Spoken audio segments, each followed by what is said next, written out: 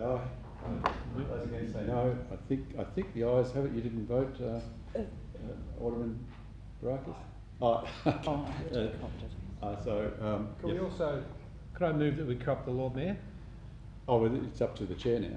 Yes, I was about to. That was the first. Yeah, I'm talking to the chair. Yeah. That was the first item of business. Was the absence of the chair, deputy Lord Mayor. So we have a vacancy. We have the Lord Mayor here. So we have a motion from Councillor Harvey to co-opt the Mayor. All those in favour say aye. Aye. Against say no.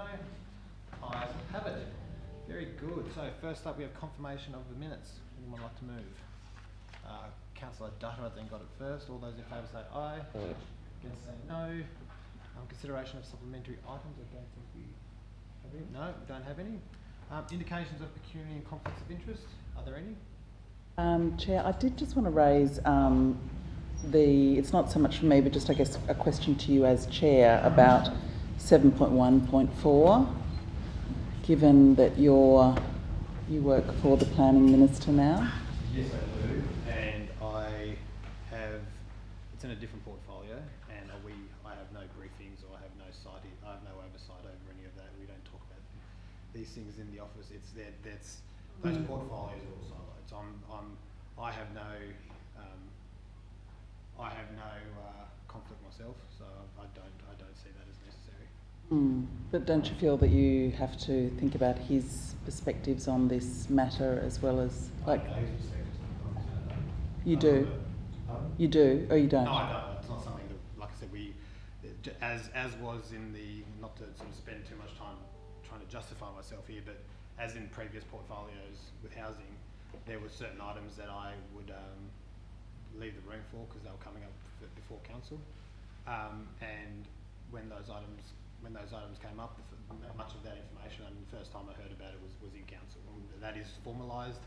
The CEO has copies of the formal arrangements around that, so I'm confident that there are no conflicts of interest here. Because I do note that in the agenda we have correspondence from the Planning Minister. It was the previous one, but we are considering your employer's advice to us, so it's a little bit of, a little bit close, but anyway. Okay. Does anybody else have any indications of pecuniary conflict of interest? No. Transfer of agenda items. Part 6, consideration of items of deputation. We do have some. Motion by Alderman Briscoe. All those in favour say aye. Against say no.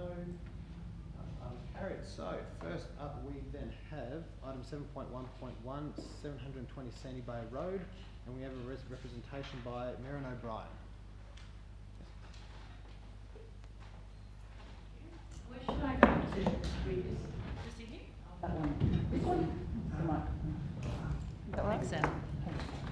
Hello.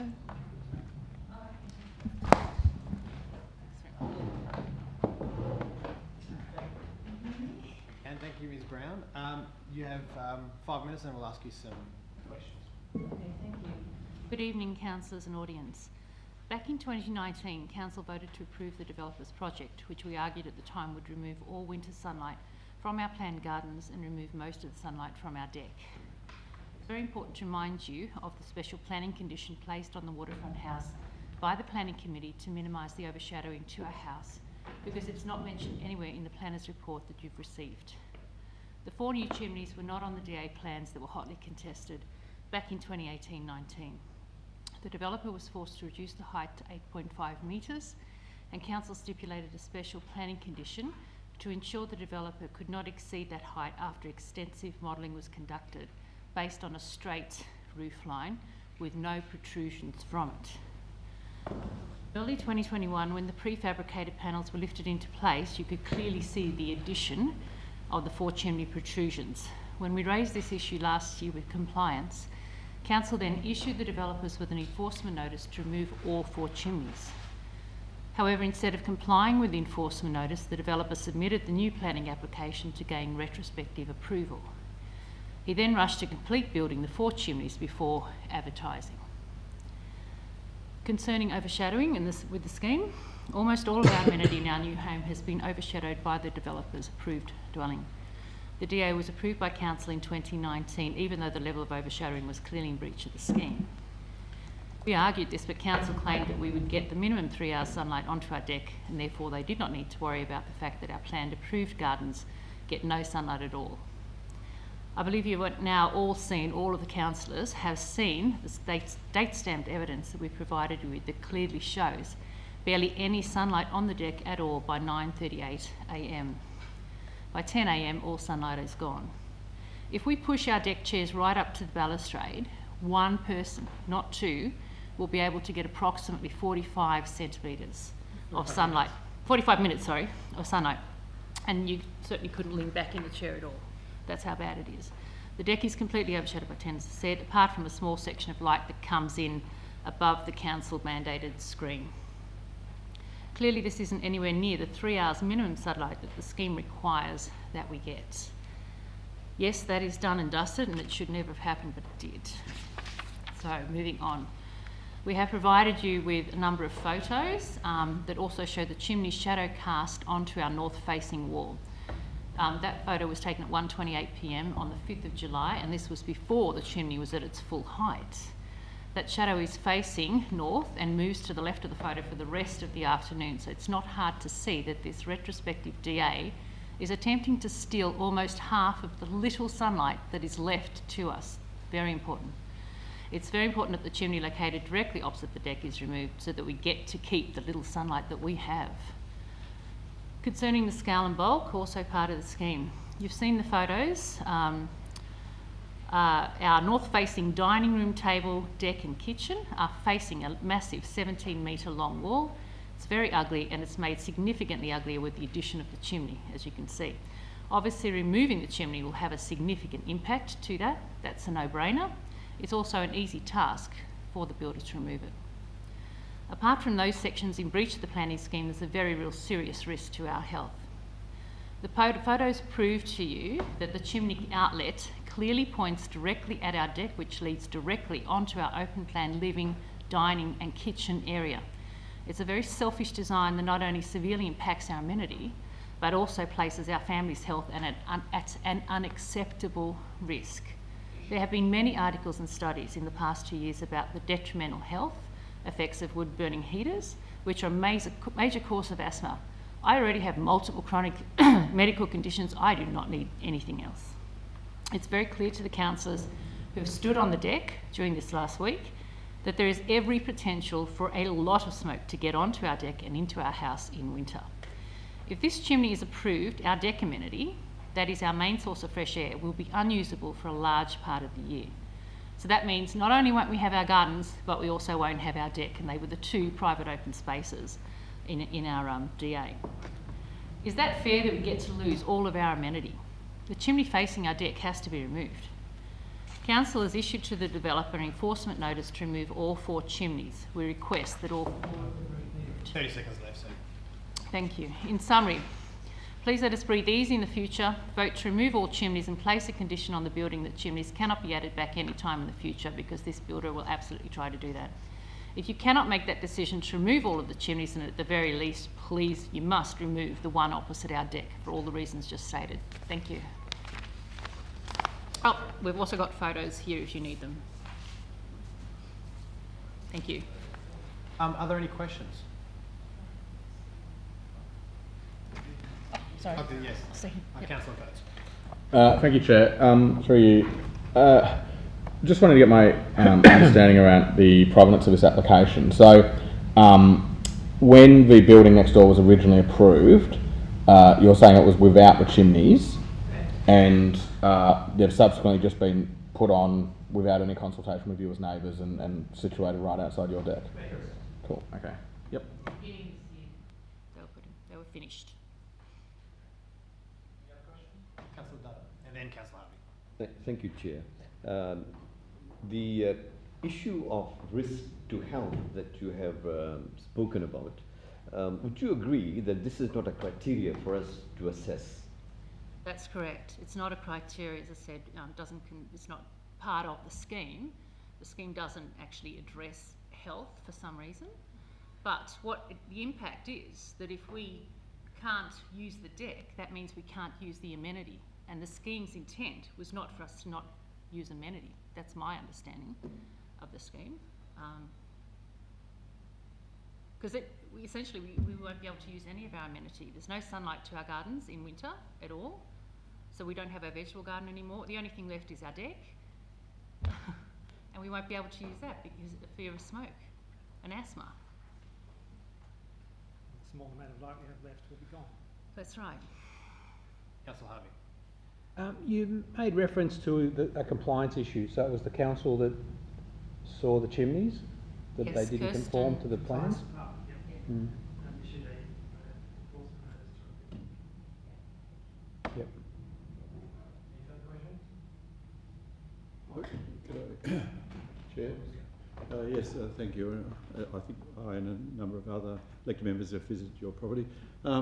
What was your understanding of a condition of the surface of that wall that it shows very clearly in the photographs you sent us?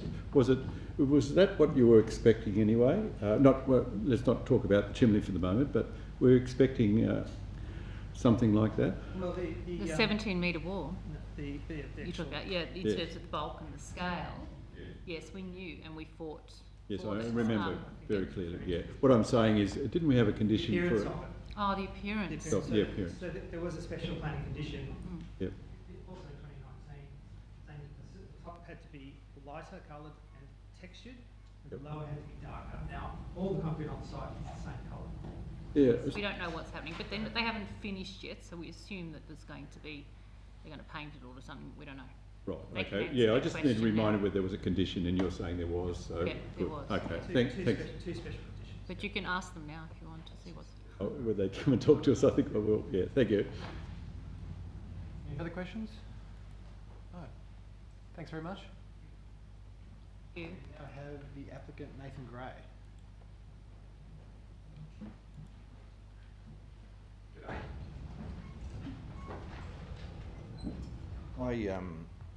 This has been quite a process, and before the concrete panels went up that had the chimney extrusions on them, it was discussed with council, and they informed me that I'd be required to put an amendment in, which happened. The fireplaces were approved as part of the original plan, and obviously a fireplace has to have a chimney. In Victoria, where the architects front chimneys and vents and the similar aren't required to be put into planning applications because they have nothing to do with height, so they weren't on there. So the fires have been approved. Look, Helen Ayres, the planner, has done a particularly good job of covering off everything that Mark and Merrin have that they're opposed to. And a lot of what they've said, I believe most of the council has probably been out. A lot of what they've said is open to personal view, I guess, because ultimately the shadow diagrams show that the chimney has little, if no, effect to their amenity. So the smoke, on the other hand, potentially does, and if they had any issues with it, we would be interested in discussing other options with them, and there are other avenues that they can go through to have that resolved. So we certainly weren't putting chimneys or fireplaces in, which have, again, as I said, been approved to in any way affect their amenity. So I think this has been long and drawn out. I followed instructions from the council. They knew the chimneys were going up. Mark and Merrin jumped up and down, so there was an order, a stop work order put on them. And at all times, there's never been any work carried out on these particular chimneys that the council hasn't been aware of. So I said, I'm aware of the stop work, I'm proceeding. The cost to remove them would be extreme. Those people who've been out there would be aware of that. I think really the most important thing for me is they would be slightly wider than a chimney that would have to go there to take the smoke out anyhow. There are rooftop gardens that are about to be completed on there that the planting will grow to a certain height which will half out the chimney anyhow. The houses are nearly 7-star. All 4 roofs are covered in greenery. That's for water retention, it's for insulation. the properties are in no way designed to be anything but up to date with what I believe to be environmentally friendly and certainly aesthetically pleasing. Of course, that's again open to interpretation. So I think the most important thing for me to say is that Helen's report covers pretty much all of what I would like to say, but more importantly, I don't believe that I have done anything that is unfair or incorrect.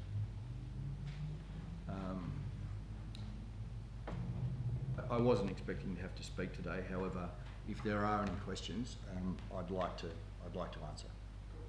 We have Alderman Briscoe and then Councillor Dutta. Thank you, Mr. Gray. So have you got documentation of that the council officers knew that when that wall went up, the chimneys were going to be put there even though they're not shown on the plan? Was it just phone calls? Or? No, there was emails. Emails? Yeah. I'd be interested in seeing those emails, but I would like to ask the officers as well about it. You've seen have you ever seen it from the Burn side? Yeah, there's photographs in the report that Helen Ayres has done. Yes. So naturally I haven't been into the O'Brien's house, but the report that Helen's done clearly shows photographs from their side and states under no uncertain terms that she believes that the effect of their amenity is minor, if any. Yes, without subjective judgment, I think objectively it is a huge great wall, and to top it off, to have a chimney on top when there was a condition. But look, that's more of a comment from me rather than a question. So look, I completely understand. There will have to be a chimney either way. So if there has to be a chimney, and these are architecturally attractive as opposed to a large shiny metal chimney coming out with a Frenchman's cap. I mean, they really have to be on the boundary. I mean, sorry. I mean, it is a flat roof, isn't it? Or it is a flat roof. So yes. You could move the chimney via flues and that. You don't have to actually have it on the boundary. No. They come up through. They protrude through a 250 thick concrete roof. So the fireplaces are cast in situ. Yes. And the flue is hard against the panel wall, and that comes up through the roof. And at the top of the roof, there's a 250 square outlet of the flue. These are all in the approved plans and built exactly to the plans. So the chimney can't not be in that location. That is the only location for the chimney. Okay, look, I'm not going to argue about that. Oh, no, it's not an argument. You've asked me a question. I've said, response is that in the original plans there was a fireplace, but it didn't show how the chimney was going to be put on the top. Is that sort of a good summary of? That's correct, but it does show exactly where the chimney has to exit the building. Yes, so you which is right against that panel. I appreciate that, thank you. And sorry to take the time of the committee, but did you hear the question about different coloured parts of the wall? Oh yes, so you yourself actually were responsible for that condition, and so that sits in the planning permit, and there is no way around it. So that wall has treatments, A, the stripes that are on there to replicate other architectural elements in houses nearby, and B, the bottom panel has to have a treatment on it to change its colour. Right, thank you very much. We have Councillor Dutta next. I've got some questions myself. I'm happy to let the floor go first. So, Councillor Dutta. Thank you, Chair. Two questions. The first one is, I understand that there are going to be 4 chimneys. The previous representative stated that they would be happy if that 1 would be removed and 3 stays on. Would you be happy with that? Would you accept that? Have you been to site, Councillor Dunn? Yes, okay. So, if from an architectural perspective, these, as I said, these chimneys are quite thin that way, and they are elongated that way, but a minimal amount in comparison to what a shiny stainless steel chimney would be, which is a flue, if you like. So, and then they're also designed with a westerly facing flue that sits below the chimney. So what happens with the prevailing winds cause a negative pressure, which sucks the smoke out in the opposite direction. So it won't actually allow smoke to go in their direction either way. I really think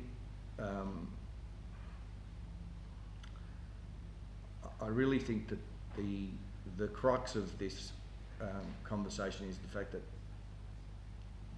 the fireplaces are approved, they have to have chimneys, and I believe that the chimneys are probably the most attractive chimneys that could sit on the house.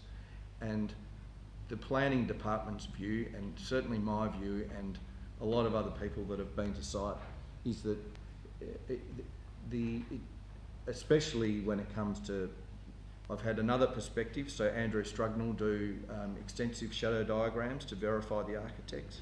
I've had independent reviews on the impact to the amenity.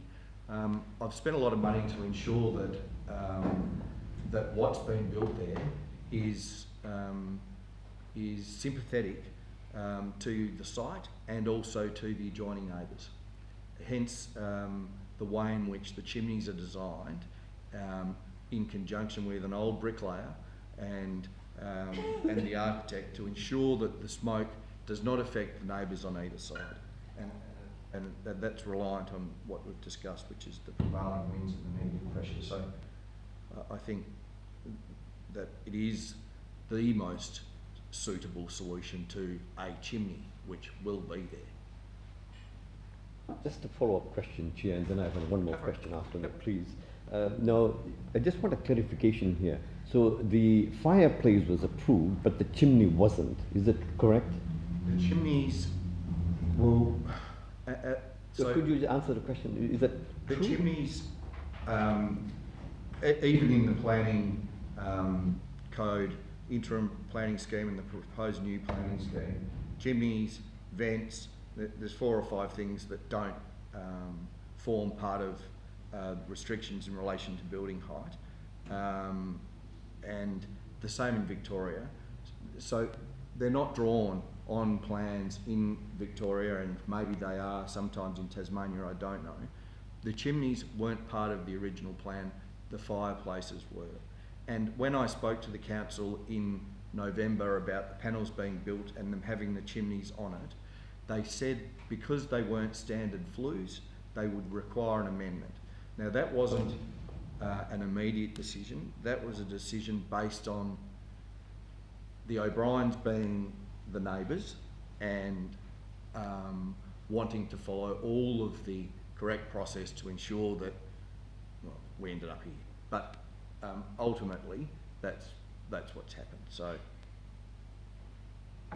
Thank you. Just one more question. Okay, Sorry, thank you. Just one other question with regards to the shadow diagram.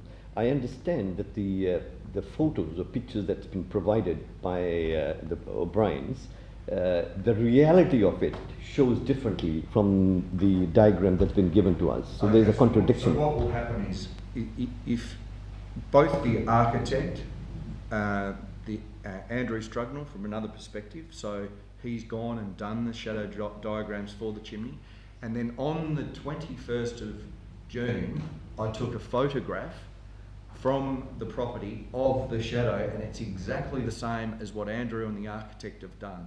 The shadow diagrams, you know, originally the council paid to have my shadow diagrams verified, and this time I've paid to have them verified to ensure that the O'Briens don't continue with these tactics that they try. I have photographs on my phone that I can show you if you don't have another perspective report there, which it is part of the agenda, so I imagine that you do, showing that these shadow diagrams are exactly the same as what happens in real life, and he, after having provided me the report, added my photograph to it as further evidence. Thank you. Thank you, Chair. Any other questions? Look, I've got a couple. I suppose just to start off with, what's the chimney flute itself? Like not the wall or any of that, just the pipe. How wide is that? What's the diameter of that? If I was to have to put a normal chimney there, normal flue? No, at the moment you've got the wall that's there that we have images of, and there's obviously a flue. Well, I think it's 1200. I think they're exactly square. It's noted in Square box pipe. Yeah, so it's 1200 high and 1200 wide. The pipe that the smoke's coming. Oh, there's yeah, 250 by 250. 250 by 250. Yeah, sorry. And okay, so what's and how wide is this wall? The chimney itself. The 1200. Oh, that's 1200. Yeah. Sorry, I'm with you. Okay, so it's but the actual internal, like the minimum that this would need to be to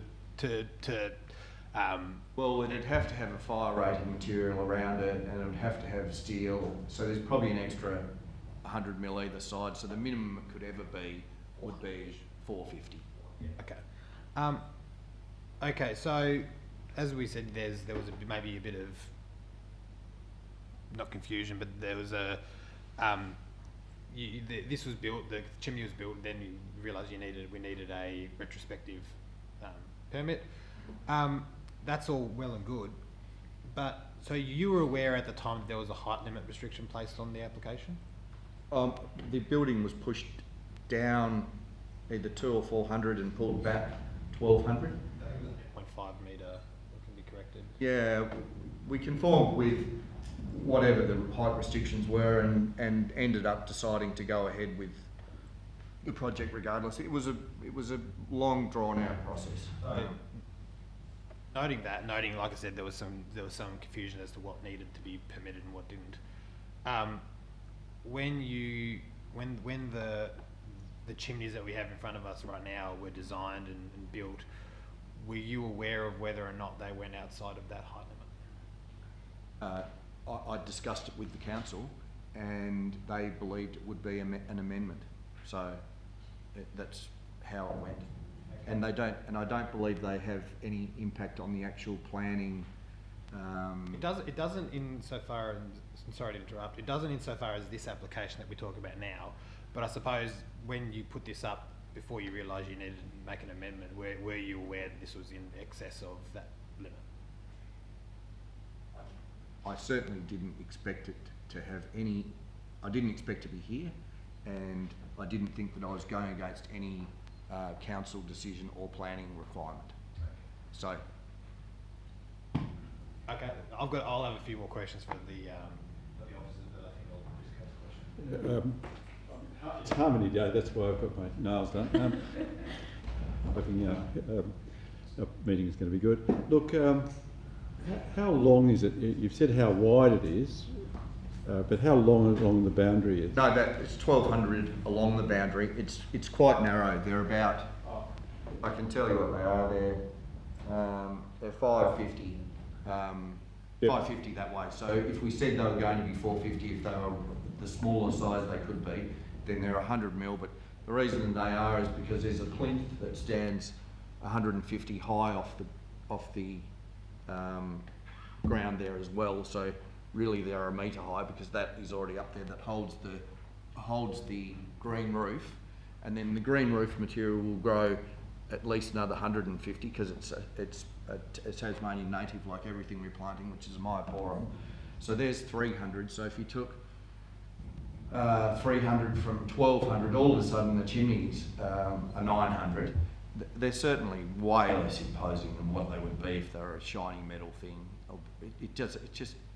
I know we're, excuse through your chair, just to clarify this, I am not understanding that. A diagram would be better. The wall that you have that faces the O'Byrnes, yes. Right? How long is the 1200. 1200, and then its depth-wise is about 550. And your green roof, will you be able to see that from the O'Byrnes? Oh, most definitely. The green roof cascades down over the wall, and this was part of the whole planning permit, was this awful concrete wall. Yeah. We'll end up having beautiful myoporum draping down over the sides of it, and so will the front with the view, and so will the pool area, and so will the garages, and so will the top house, and so on and so forth. So from the street, all you will actually see is green. And from rather the than just O'Briens- concrete at the moment. Yeah. Sorry? Rather than just concrete. Oh, at the rather moment. than Yeah. just a ridiculous amount of concrete, if you don't mind me saying. Yeah, no, I thought that too. Thanks. Good. I do actually have another couple of questions. Sorry, Alderman Briscoe's set me off. So, I suppose the first one is, given that these chimneys are jettisoning out the side and not up the top, I think that's been discussed. What's the need for it to be elevated so much higher than the built form of the building, or why couldn't that just exit out the main massing of the building if that's... So the thing with the chimney is that not only did an old bricklayer have to get involved in the design, I mean, you'd think it'd be an engineer, but engineers steer clear of this because they are... so the mass of the smoke chamber has to be taken into consideration, and then it's the length of the flue, then there's the damper, there's a step in it, there's all these different elements, and then because we wanted to minimise the smoke that could potentially come down, it would affect our amenity as well, of course. So it wasn't all about the O'Briens, but the chimney flue is as low as it can possibly be to ensure that the fires don't smoke. And even then, like, it's all a bit, I'm a bit nervous regardless, but as in having smoke inside the house. But we've given it every chance, and the architect now has built maybe 40 chimneys using this bricklayer to design them based on their configuration, so I'm fairly certain it will be right. Last question, I promise it's my last question. I know we talked about the geometry of like what a standard flue would have to be and what this one is, and this is what you say 1200, and being generous would say what 450, 500 for a standard metal flute. Can you just not justify? Can you explain how a 1200 wide, how high is it again? 1200. 1200 by 1200 addition square is less impactful than a 450 or 500. Look, I guess from my perspective and from the architect's perspective, one would be particularly unattractive. The other is really quite in keeping with the design of the building. Again, the green roof, you know, coming up against a shiny round timber flue, it doesn't work when it's got the myoporum coming round and over it. I think it's an overall architectural concept, and if sorry to interrupt. That's more about the visual. It needs to be visual impact. But if you're talking about the impact to the neighbours, I just can't see how something that's half the size could possibly be more of an impact. Well, okay, I guess we need to go back a couple of steps, and that's the impact to the neighbours is almost nil, and that's based on both the planner, Andrew Strugnell, and really, it's very difficult for me to try and keep this professional sometimes, but if you had the pleasure of going to the O'Briens, then an objective opinion I would suggest would be that yes, the concrete wall is imposing if you wanted to look that way. All the buildings along the waterfront, and we've been through this during the planning process and they've been approved, but either way we can revisit it. A forward-facing, I'm sure their place is beautiful inside, and looking forward, which is the way you would, there's no effect, and a small chimney on such a massive wall that does have almost zero effect in overshadowing, and almost zero when we're talking about the effect. I mean, the information's there, like you can paint whatever picture you like, but there's facts and figures there. So, you know, if this ends up at the tribunal, it'll be quite frustrating because the real facts are there for the councillors to look at now and make an informed judgment on. It's not like as if there's grey area. There's no overshadowing of the chimneys on their property that anyone could say would be detrimental.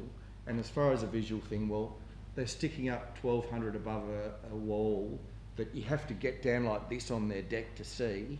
And then once there's another 300 of greenery and they've got all of that going on, Simon, with all due respect, I think that the impact is so minimal in the scale of the project, and to have a shiny bloody metal flue there would be awful.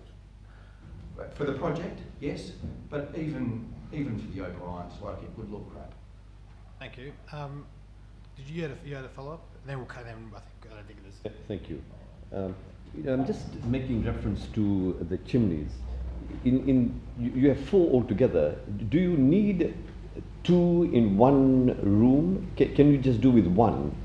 No, they're not. Sorry. So on the plans and as part of the original planning permit that's been approved, there's 1 in the living room, which has glass around it, and then opposite that there's an outdoor area on the complete opposite side of the house. So one's an indoor fire and one's an outdoor fire. Which one is this one? Sorry? Which one is this one? It's the indoor one, is it? This is the indoor one. Oh, thank you. I think that's it. Thank you very much. We'll go to questions or debate. Did anyone want to start off? Alderman Briscoe. Yeah, look, I know there's been an assertion that the council officers during this process were fully aware that this chimney was going to go up, yet we know that the compliance action has been in abeyance, I imagine, while this application is considered. So can you throw light on what you believe the officer's view of prior to this application coming in, whether in fact the officers thought that there was going to be a chimney like this? Because the indication from the applicant was they had a lot of communication, or had communication with the officers saying it was okay. Through you, Chair. Through you, Chair. Look, it's my understanding that the original working drawings, when submitted, did include the chimney. We advised the applicant that we could not approve them in that form and that they had to be removed. And they subsequently were removed, and we approved them on that basis. Okay, so that probably adds to the O'Brien's view of the thing, that the chimneys weren't part of the original approved application. Would there be any objection from the planning department if you say they definitely probably need a flue of some kind, but to reject the concrete wide chimney and replace it with a flue, more of a flue? Yeah, through you, Chair, well, that's what's been applied for. You clearly heard from the applicant that they're not necessarily in favour of that as an outcome. So it's arguable that it's tantamount to refusal.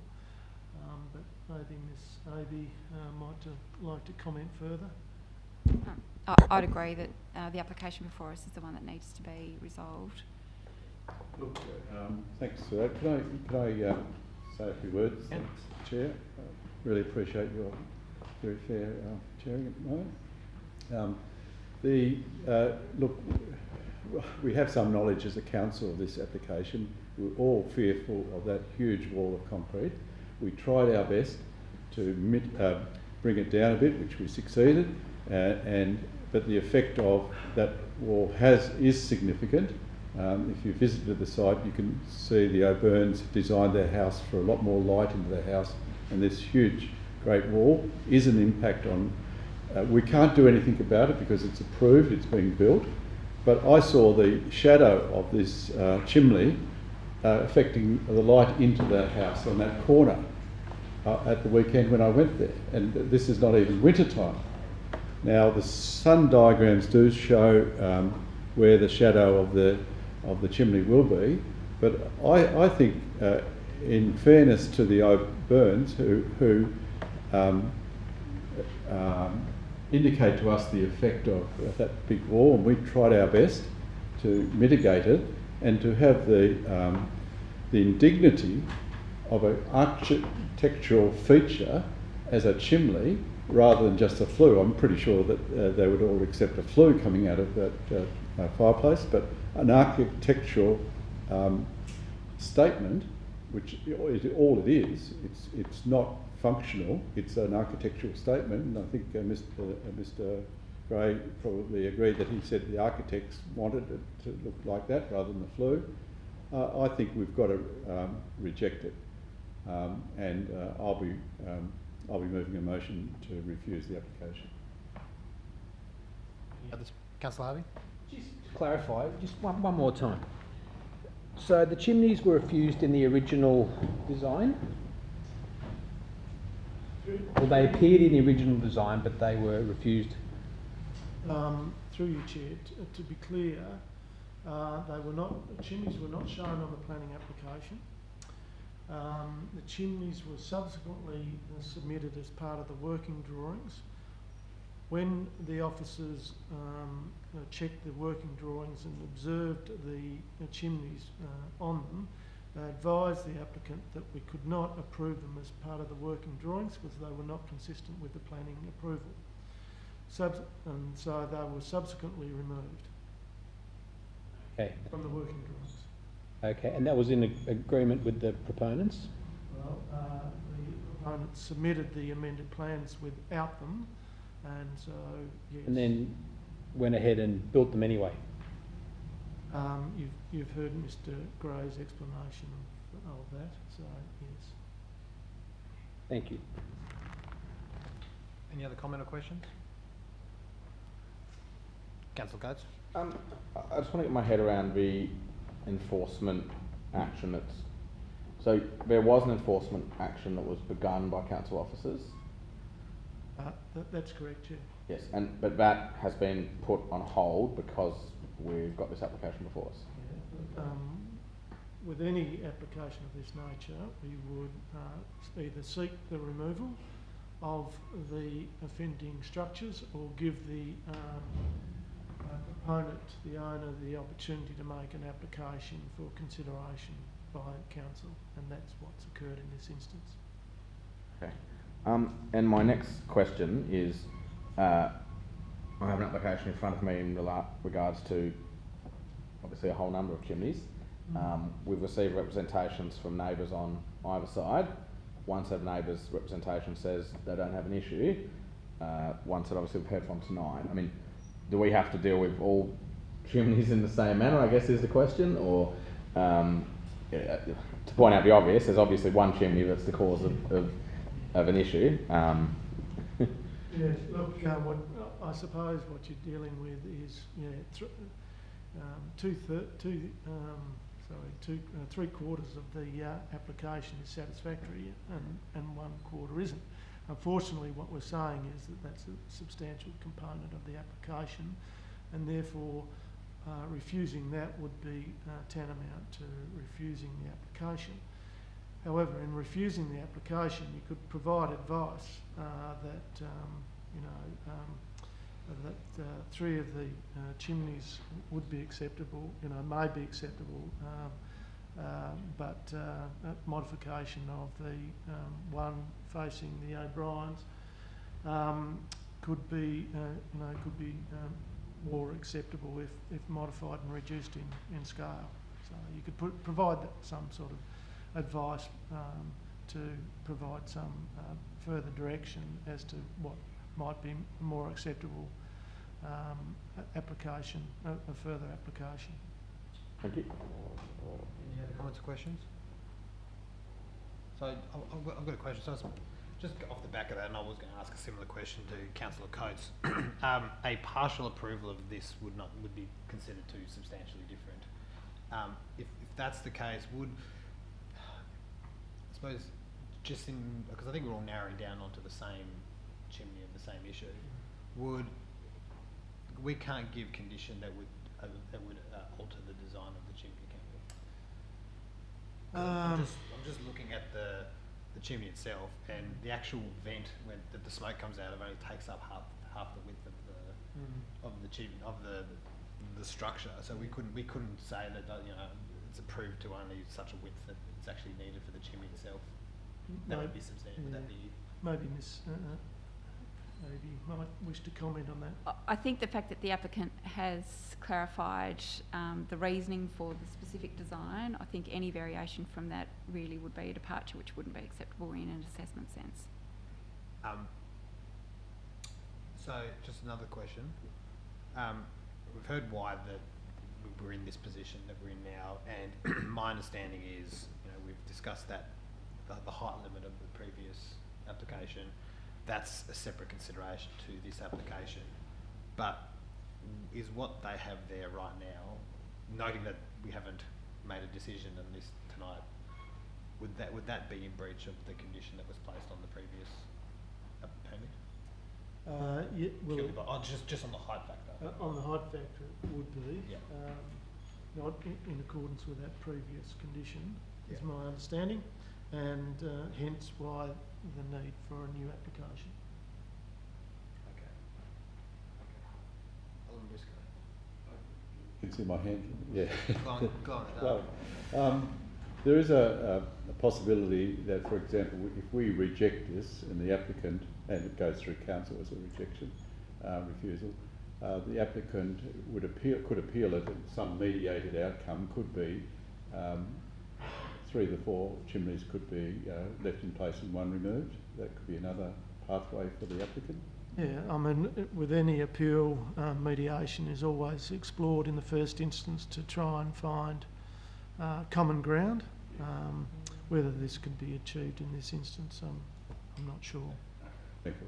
In the interest of common ground, if we were to hypothetically defer tonight and give the applicant an opportunity to fix the particular chimney of contention or amend the particular chimney of contention, would that still be too substantially different to accept that, or would that be something that we're able to actually get a solution on? Yeah, look, I think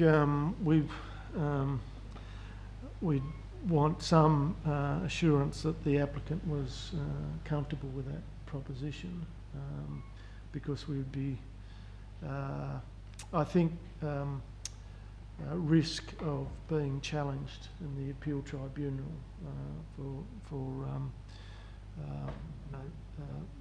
approving, incorporating a condition that was not consistent with the original application.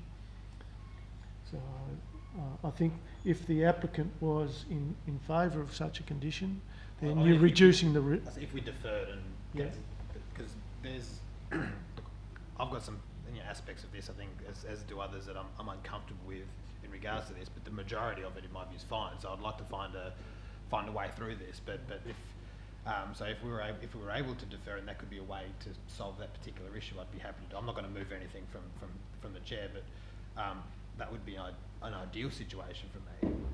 Noting that we can't condition from the floor, but if we were able to give the time for this to be potentially addressed, or give some people an attempt to address it, that would be so long as because I know sometimes we've tried to amend in the past, and we've said, look, any amendment that would come within striking range of being too substantially different. So is there a potential there to do that? Look, this application expires on the 4th of April. We've got council obviously on the 28th, and that's when it would need to be determined, to avoid the application going out of time, assuming that there's no extension of time provided by the applicant. So we could get it to a special before council. It would give us a few days in which to explore the possibility with the applicant of their preparedness to amend the application or accept an amendment to the application. So we could do that in that few days, but we'd need to, assuming that there was no extension of time beyond that, we'd need to bring it back to a special before council. Alderman Briscoe, and then Councillor. Yeah, I was just thinking whether it probably is going to put the applicant in a spot. I thought that we could just ask the applicant now, would he be in favour of such an amendment? But I think that's putting him on the spot, so probably I'll withdraw my motion for refusal and replace it by a deferral after. I'll make your foreshadowed deferrals. Thank you. and then go cancel the data. Question has been asked. Oh, okay, very good. So, Can I have a final question? sure. So, through you, Chair, what's changed between the original design being, or the original rejection, original refusal, and an approval now? So we said no previously, and now we're saying yes. Well, sorry, the officers are saying yes. Sorry, we've never refused this application previously Okay, but for the chimney. What we approved the dwelling at a certain height, as specified by council. So that's what was approved. So we have never approved the chimneys as such. it was the additional height that the council has said no to in the plans. Council stipulated a height requirement as to the height of the building, of the new dwellings, and that's been complied with. What has occurred subsequent to that is the addition of the chimney elements to the building. Okay, because I thought you said, I thought we heard that the original, they weren't included in the original plans, but then they come forward in the building That's plans, correct. and they were refused in the building plans. That's correct, because they did not comply, did not accord with what was approved in the planning approval. So you get a planning approval, and then your construction drawings to accord with that planning approval. In this instance, they didn't accord with that because they included these chimneys. We contacted the applicant, advised them that we couldn't approve these construction drawings because they did not accord with the planning approval. They then went away, amended the construction drawings to remove that element, and proceeded to construct the new dwelling in addition with the chimney elements. Right. Councillor Coates. Just to further confuse the matter, but just to make sure it's clear in my head, the original plans didn't have a chimney, but did, however, have fireplaces noted and flues, and the working drawings also had. I'm advised that the original plans did not have the fireplaces or flues shown. Thank you. So I could put my deferral motion in. Yeah, look, I won't give my opinion given that we're doing this. So we have a deferral motion for a deferral, I suppose notionally until there's a special for the next council meeting, and we'll see if we can find a mutually agreeable solution. So that is put by Alderman Briscoe. All those in favour say aye. Aye. You can say no. No. Okay. Show of hands. All those in favour? Alderman Briscoe, Councillor Coates, Lord Mayor, Councillor Dara. And all against? Oh, sorry. Tell me four. Alderman Brightis. Councillor Harvey against. That is passed, so that'll be, this will come up again in a week's time as a special before the next council meeting. We now move on to item 7.1.3, which is PSA amendment. PSA amendment for 21B Enterprise Road. We have a petitioner, Councillor.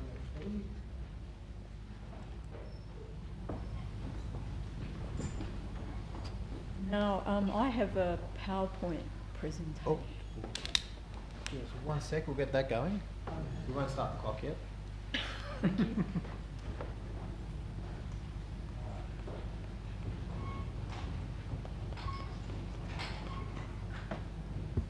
Oh, it's the wrong pin. Chimneys always seem to be a source of... It's the chimneys they've taken down, not the chimneys they've gone up. Okay. Rather ironic. We good to go? We're good to go. Thanks very much. Wait for the timekeeper. Mm-hmm. 5 minutes and we'll ask you some questions. Thanks very much. I'm actually speaking on behalf of Peter Sibley. He's the convener of a large number of residents living in the Enterprise Road neighbourhood. But sadly, he's a close contact of a COVID case and he couldn't be here tonight. Most importantly, the residents are very grateful for Council's consideration of this matter and all the time and the resources that have been devoted to it over the last 4 months. As you can see on the screen, this privately owned land is above established houses on Enterprise Road and below Bicentennial Park. And part of it is zoned as general residential.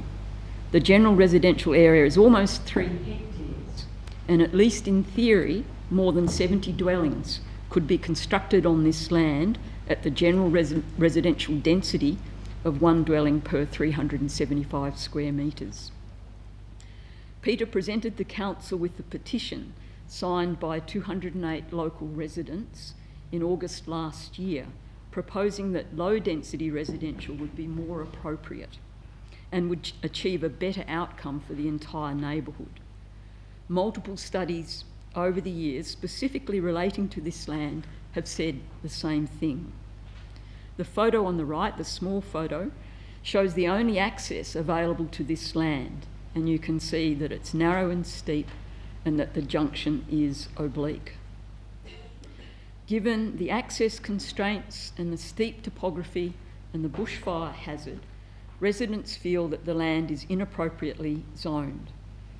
In addition, planning expert Fraser Reid has concluded, and I quote, "The subject land is highly constrained and not suitable for residential development at urban density, and the low-density residential zone should be applied." The report that's been tabled tonight and now before the Planning Committee endorses this view. The report has thoroughly investigated the history behind the current general residential zone, which is everything that's pink on that map. The report notes on page 174, it is unclear why the general residential zone was chosen under Hobart Interim Planning Scheme 2015.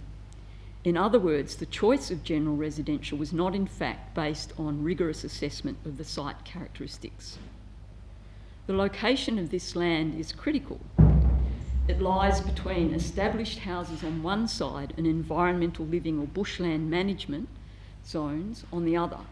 And so it would be best zoned in a way that provides a transition from urban density to much lower density. And extending the general residential zone right up to the boundaries of environmental living and bushland management completely eliminates any transition. These parcels of land are actually unlike any in the vicinity. Nowhere else on this northeastern slope of Mount Nelson has similarly constrained access. And you can see I've highlighted roads at roughly similar elevation on the same slope. Development in that area a little bit further to the southeast is characterised by large blocks on which there are single houses with direct road access. This difference is crucial. At Enterprise Road, all vehicular and pedestrian traffic must funnel through a narrow, sloping, oblique right-of-way, rendering access highly constrained. We consider that the proposed low-density zoning is aligned with long-held community aspirations and expectations of the land. Those expectations were clear at the time the land was purchased by the current landowner. 21B was marketed as suitable for a single spectacular home or as many as 4 homes, and 21A was said to be suitable for as many as 8. In essence, the land was represented and marketed as capable of being developed in a manner consistent with low-density residential zoning, precisely the development controls now being recommended by council planning officers in this report. In conclusion, the residents strongly endorse the report recommendation that low-density residential zoning be applied to the land in question. Thank you again for your consideration of this issue. Thank you. Are there any questions? No. Thank you very much. We now move on to Jackie Blowfield, who is representing the owner.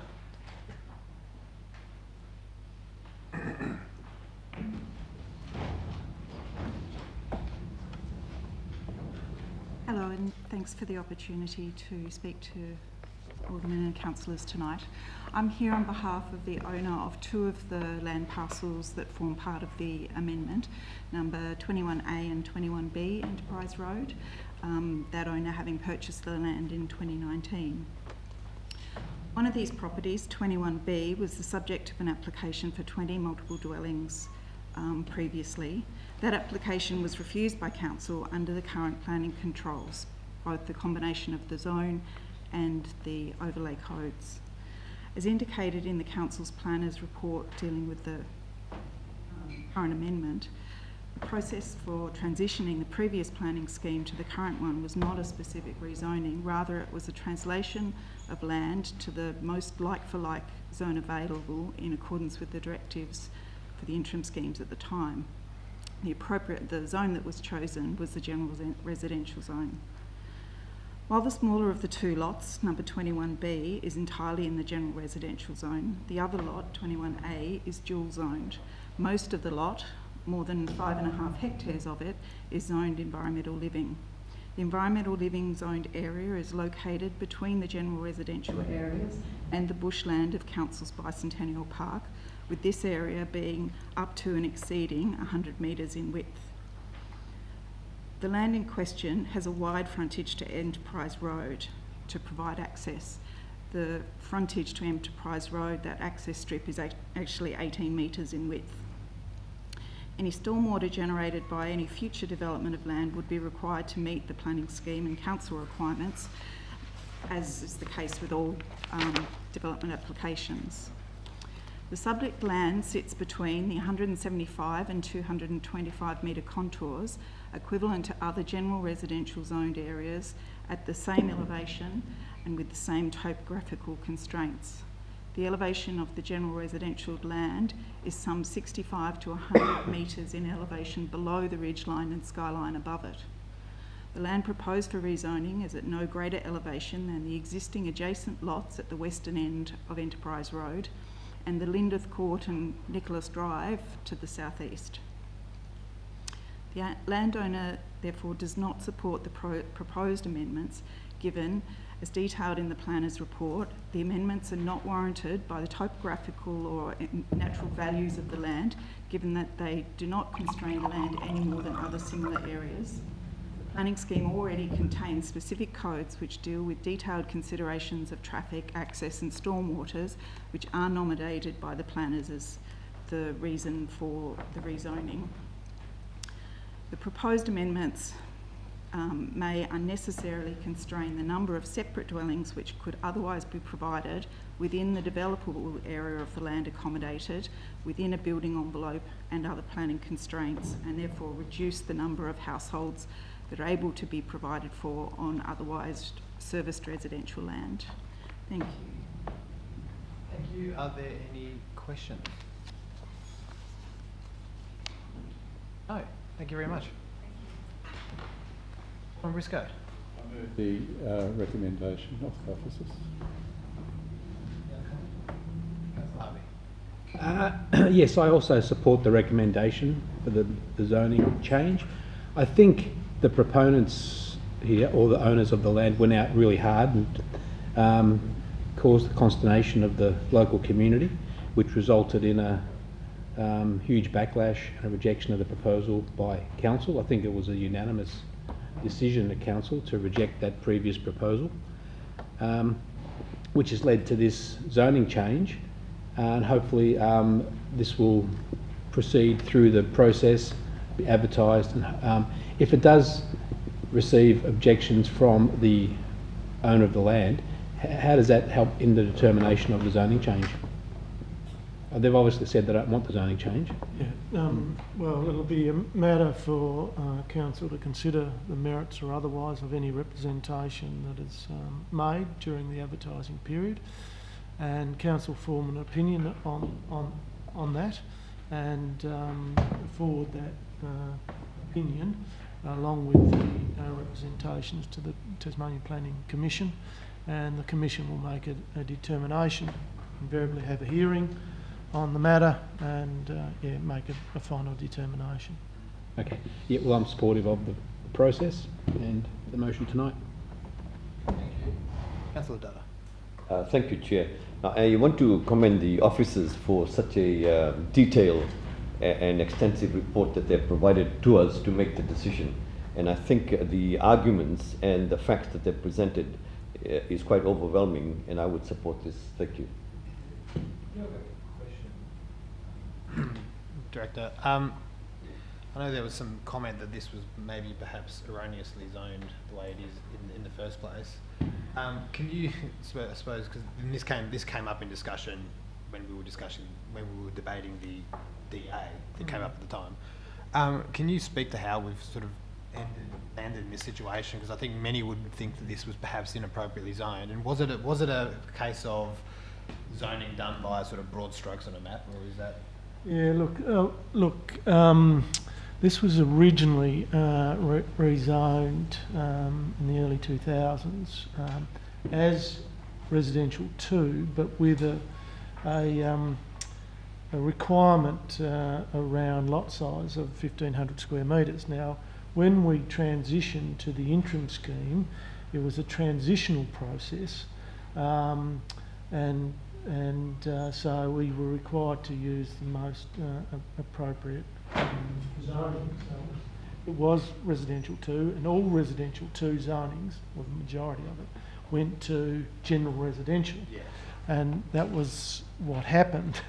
And as a consequence, we lost the 1,500 minimum lot size, and it went to those general residential provision, which had a lot lower density allowance. So it kind of ended up inadvertently in a position where it wasn't specifically or deliberately zoned as such, but that's how we've ended up.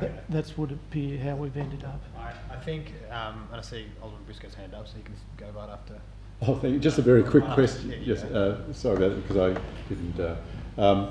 I just wanted the order of events, because we're changing, potentially changing to the interim planning scheme.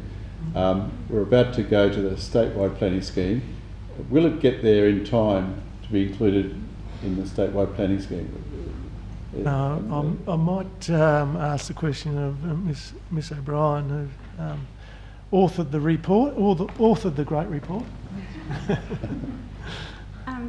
Through you, Chair.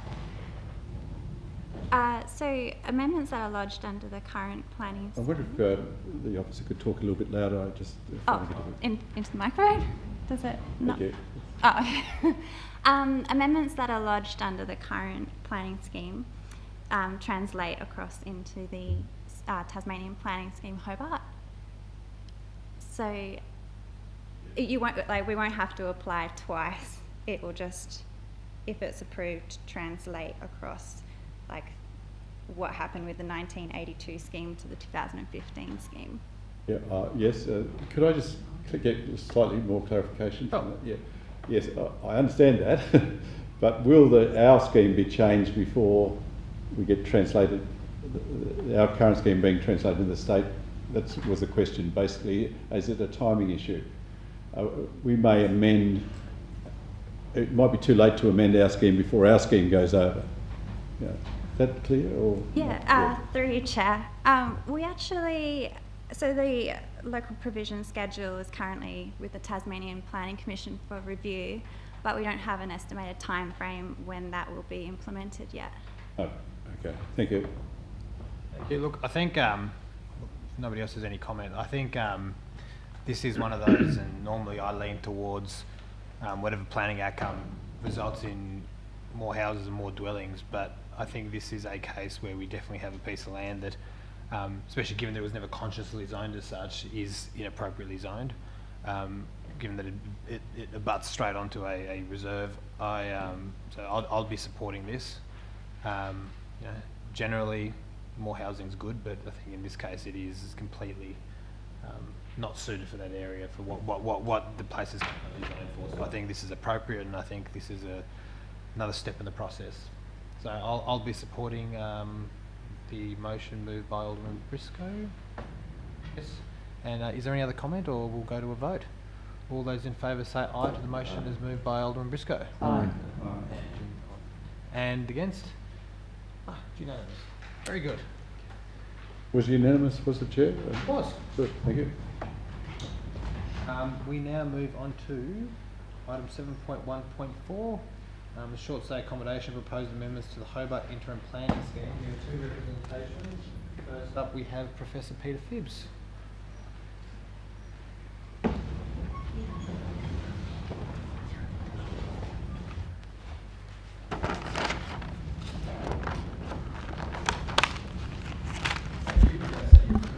And then we'll have some questions for you, I'm sure. Excellent, thanks very much, and yeah, thanks very much for the opportunity to speak. I think I mentioned I'm now an emeritus professor. I've recently retired from the University of Sydney and now live in Lower Sandy Bay. But after the meeting tonight, I might suggest to my colleagues that perhaps we should have more of an emphasis on chimneys in our planning course. It was certainly an interesting issue.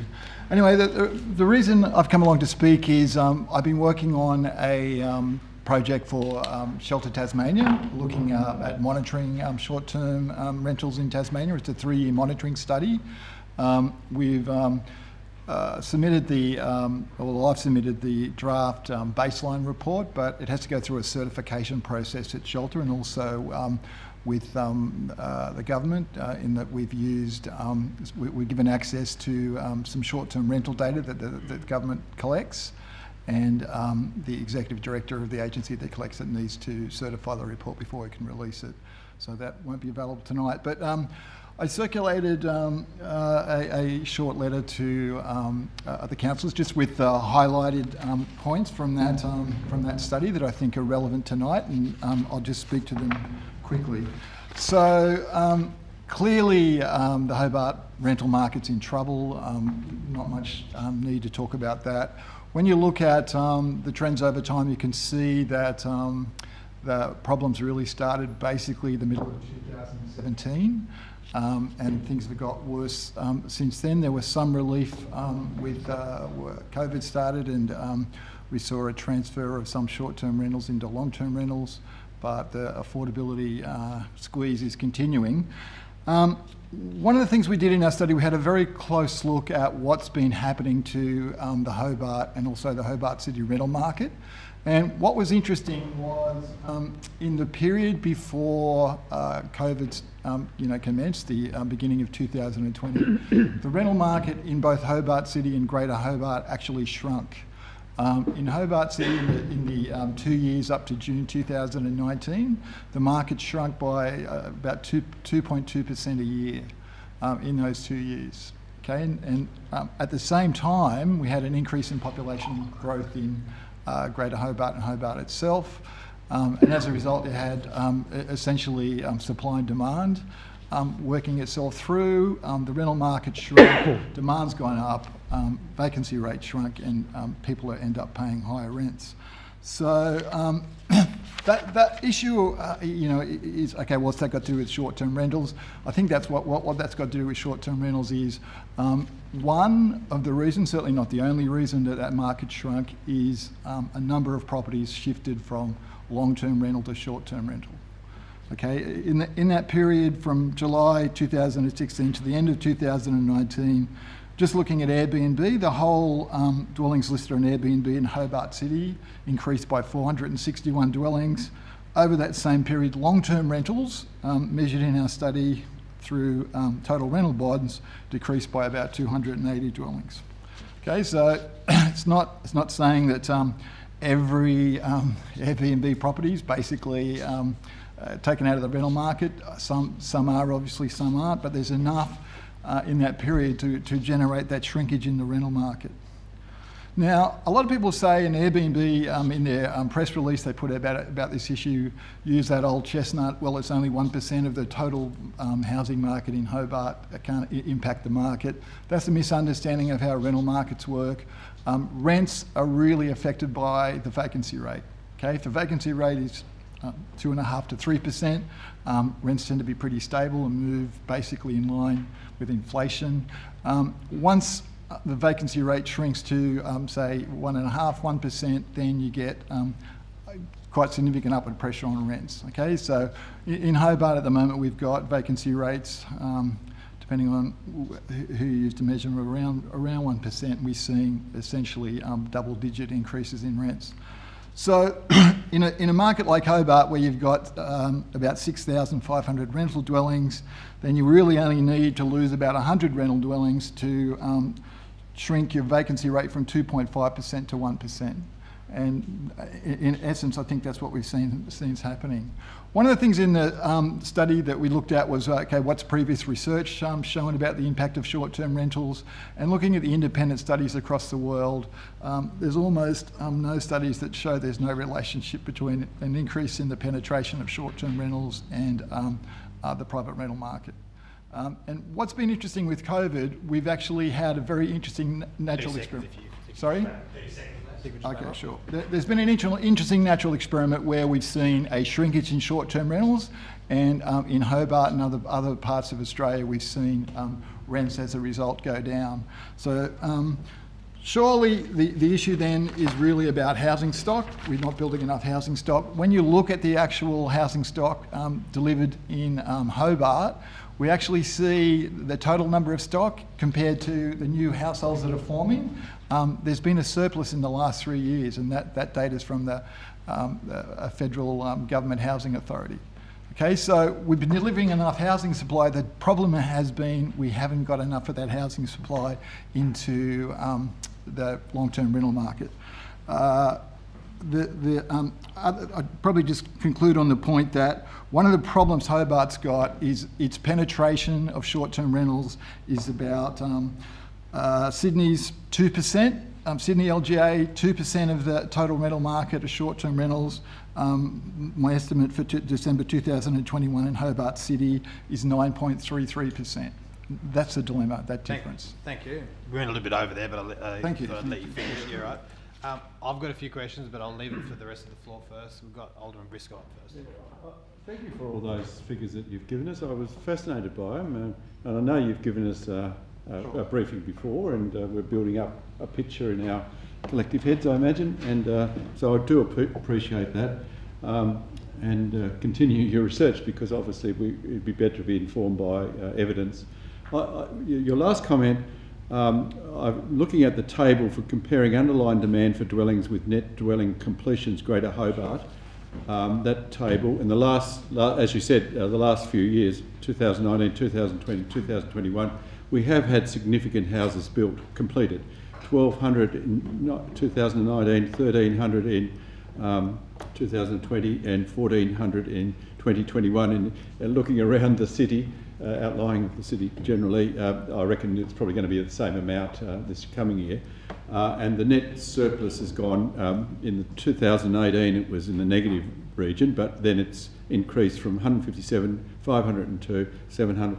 The interesting thing to me is, and I think you alluded to it in your final comment, do we know how many of them are designated, are built to rent? That'd be an interesting one. I'd like a statistic. Have you got any insight into that? Not really, other than looking at the size of the total rent market. It has improved since the end of 2019, but you're not seeing the large increase in the long-term rental market in that period. Yeah. So just to follow it through, if I'm allowed to share. So we haven't got, I think I might have even asked this question last time we had a briefing, but we have no indication of how much that is social housing, which presumably will be for rent. The 700 houses last year, net surplus, we don't know how much of that is social housing. You could look at the completions that are social housing. I haven't got those figures to hand, but yeah, they are. They would be available from. I think that's significant, and perhaps the next time you give us a briefing, because I look forward to Sure, another sure, briefing, sure. that we could have that. And the final comment: take that on notice. have you drilled down into like 400 odd short stay accommodation whole houses in Hobart? Have you drilled in to see how many they're actually being used for short-term accommodation? Because I do know quite a few people who have the permit but actually using it for rental, like long-term rental. Have you got any? I don't know that information. My estimates of that, the short-term rentals are coming from listings on Airbnb where someone's advertising the property. But yeah, there could well be people with permits that aren't using it currently. But perhaps they might use it in the future. I'm not sure. Appreciate it. Thank you. We have Councillor Harvey, and then Councillor Coates, and then Councillor Dada, and then the Lord Mayor. If I can remember that. Professor Phibbs, how do you feel about the motion we've got tonight with regard to putting a ceiling or putting a cap on whole home rentals? And what other examples, do you have any examples of that occurring elsewhere and the impact it's had? Okay. I think in the light of the evidence, if you're interested in the plight of people in the rental market, I think putting a cap on the market's a pretty rational decision. Compared to other world cities, I think when the Tasmanian government introduced their regulations around short-term renting, they described the process as deregulation. I think many world cities really are trying to regulate the short-term rental market as a way of trying to minimise the negative impacts on house prices and affordability in the longer term. So if you look to Europe, some cities have tried to ban short-term rentals completely. Other cities like Amsterdam put a cap on long-term rentals of 90 days a year. And that system's basically regulated in conjunction with Airbnb, where once you use your 90 days, you're no longer allowed to advertise. But generally, it seems like there's a trend for cities to start looking at how they can take back a lot of that housing that's been lost. Correct. Yeah.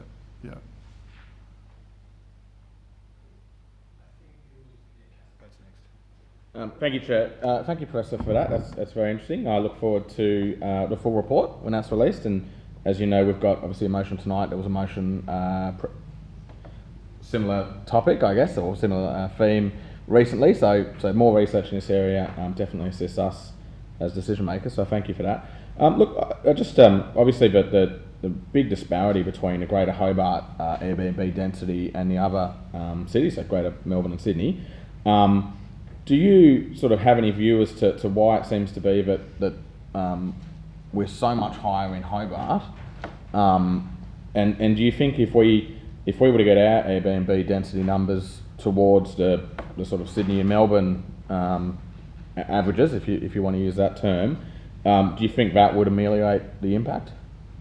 Yeah, certainly. If there was a reduction on those properties, and we've seen the example of that from COVID. Where essentially there was a shift of properties from the short-term rental market to the long-term rental market because there wasn't, tourists to put in those dwellings. We saw rents come down in Hobart, I think about 9 or 10%. So yeah, if the reason that Hobart's I think got a larger affordability problem is around that difference in density or penetration in those markets. Hobart's a very attractive city. People will pay quite a lot of money to rent a place for 3 nights, and many landlords have taken that route, I think. Just a follow-up question, Chair. So I guess the obvious one following up from that and keeping in mind your comment about the shift from the short-term market to the long-term, short-term accommodation market to the long-term rental market when the tourism demand wasn't there. I guess at the moment we're grappling with a supply issue. We've got a report from officers, 630 rooms taken off the market, 298. We have no date for when that hotel will come back on. Do you think that is contributing to the fact we've got a much higher density? So if available hotel rooms and alternative short-term accommodation options? I think it was probably a reason why the short-term market took off in 2017 because the hotel sector was pretty struggling. So people had a lot of customers. I think in a scenario where there's more hotels available, and certainly they don't appear to be full at the moment. I think that would be a scenario where you could reduce, say, the growth in Airbnb or stabilise it, and it wouldn't have a significant impact on your tourism industry because people would be looking for alternative accommodation, or they might be looking to stay in other parts of Hobart rather than in the city centre. Thank you. Thank you, Chair. Just a question with regards to, this has come many a time, and once again, thank you for your report, appreciated. Do you think the fundamental reason is supply and demand? That's why because that's all over the world. In the rental market, prices move just because of the balance of supply and demand, and you measure that by the vacancy rate. So, if we had a large number of these new dwellings appearing in the rental market, then we'd be taking pressure off the rental market if we could. But the lever that's available, if you like, a really immediate lever, is trying to reduce that future leakage. And the point that I didn't get to, even though Hobart's sitting at 9.3% in terms of its Airbnb density, if you look around at other resort cities across the world, that density can go up. The north coast of New South Wales, Byron Bay, that density is now 50%. So it's the issue of, okay, you've got a lot of penetration at the moment, but what might it look like in 5 years' time if people don't take some action? So I guess that's the concern, the future. A lot of times with Airbnb, the thing you're trying to look at is the growth rate, the penetration, how that's increasing over time. So putting a cap on the number of permits, you issue is one way of controlling that. And then Alderman Briscoe's hands up again. Yeah, thank you. It's a really good collection of data, and it'd be great to see the final report as well. Sure.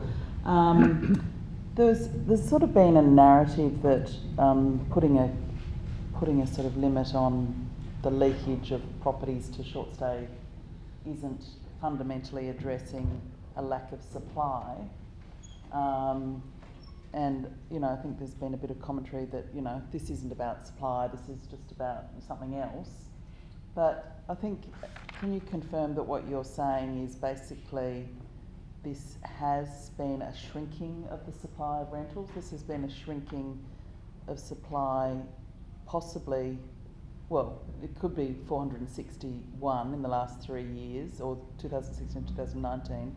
But if we overlay that data with the loss of rental bonds, it's probably closer to 280 or 300 properties have been, the supply of them has been taken out of the rental market.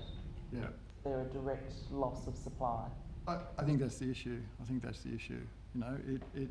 It's a housing, the rental market's a pretty sensitive housing market.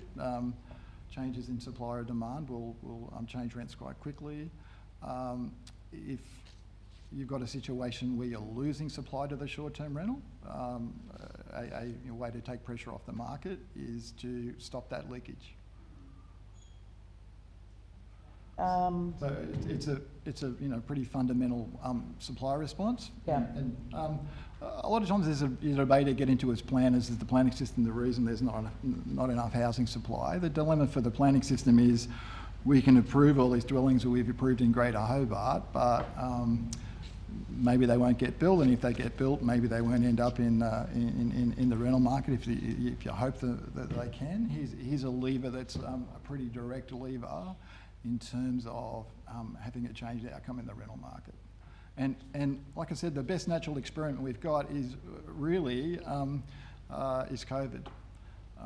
COVID's been a worldwide laboratory showing what happens when short-term rentals are reduced, a lot of times by quite small amounts. In Hobart, there was probably 110, 120 dwellings that went from short-term rental into long-term rental, but that was enough to change the trajectory of the rental market in 2020. Sorry, can you just confirm what the giving back the 110 to 120 dwellings going back onto long-term rental, what impact that had on rents? Well, when we monitored that as part of that Ahuri study, there was, I think it was a 9% decrease in rents in that period. Okay, it becomes a one-off hit because you transfer those properties get occupied, but the people in the next period, unless you keep reducing that amount, it's not sustained. But it was a significant trend. And the interesting thing, both in Hobart and Sydney, is the LGAs with the highest penetration of short-term rentals were the LGAs where the rents went down the most. In Sydney, you can almost draw a straight line through that. In Hobart, it's harder to do because you haven't got as many LGAs. But it was a really significant change. Say that again. So, sorry. Could you say that again? As properties went back onto the market, rents declined. Yeah. Yep. So properties transferred. Okay, but the argument, from the supporters of short-term rental was maybe it was just COVID. There was a recession. Maybe that's what actually had the impact on the rents. But when you measure the change in rents and compare it to the Airbnb density, okay, so the proportion of the rental market that's Airbnb in each place, you can see that LGAs that had a lot of density were the ones that reduced the rent the most. Okay, so all the LGAs were affected by the recession and COVID, where you had a lot of short-term rental stock, okay, that could transfer into long-term rental stock. That's where the largest impacts on rents were. There's the answer to that email I just got here. Thanks, Chair. That's very interesting. I suppose that you're in the field, so you know causation. Just because there's a relationship, it may not be causation, but I believe what you've said, that you've looked at the causation and you've made allowance for recession or whatever, or people staying at home and not going to their jobs. My interest, one thing that's missing from your report, which I'd love to see, and you indicated in a moment in an answer that, in my mind, I thought of Byron Bay to 50% Airbnb. Is there a comparable city that is a sort of a tourist destination about the same size? Would that be a better comparison? I'm just trying to think of it. Your experience of the rest of the country is probably greater than I have, but I think of Geelong or somewhere like that. But yeah, it's up to that's a good question. Like a resort city is going to have more penetration. So, like Queenstown in New Zealand, there essentially is a resort town. Those cities, can have quite large penetration. The dilemma for Hobart is you're a resort town, but you're, in a sense, you know what I mean? It's a lovely place for a tourist and it's very popular, but you're also trying to run a capital city. And to run a capital city, you are trying to provide long-term, accommodation for people, not just for tourists. So that's a dilemma. So I guess my comparison would be looking at cities with a similar function. Yeah. So looking at similar capital cities, I haven't seen anywhere where I've seen a penetration greater than Hobart. But I'm not saying that it's not possible, and it's quite hard to get Airbnb data on cities across the world. But certainly looking at those comparisons in Australia, I'd suggest that in terms of capital cities, you've got the highest penetration. Could I just tease that out a little bit more? I know we like to think we're comparable to the big capital cities, like those 5 great whatever. Yeah. We are very small. Brisbane, local government area, the capital city, you cannot compare. They're over 1 million people. I don't know how many people in Melbourne and Sydney, but they're in the millions. We are probably equivalent to a Geelong or a Townsville. And calling ourselves a capital city I don't think, is what I'd like to see. I'm saying your statistics are great, but I've learnt things by reading them. Sure. But I'd like to see just a comparison with a couple of those other major towns, because that's Okay. all Hobart is, a major town that happens Yeah. to be attractive to us Yeah. who live here and to tourists who come in. So, Yeah, okay, no, that's a good suggestion. I could Yeah, add thank that thank you. to the monitoring, yeah. Yeah, look, I've got a couple, and thank you for your presentation so far. Just going to the table that you provided to us by email. Yep. Today. So, stop me if I say something that's incorrect. You know, like a reduction in supply by one house due to short stay accommodation, you've suggested can have a large impact on the vacancy rate, and ultimately this does come down to the vacancy rate. That's a big driver of rental prices. What is the current number of listings at the moment, or current number of sort of short stay houses being used at the moment in the market? To your knowledge, around about. Yeah, really all I've been measuring, I'm sorry, Chair, is the change. So I'm not exactly sure what the total size of the Hobart market. I know the listings in Tasmania are about 5,000 listings, but No, you're right. Because I'm just looking at the table. It's got, and I'm looking at the surplus, not the net completions, because I think that's or even the completions. But if you have a surplus of 700 last year, a surplus of 502 year before that, and then a surplus of 157 the year before that, I would surely those number of completed houses are greater than the number of short stays that have been added to the market in that period of time.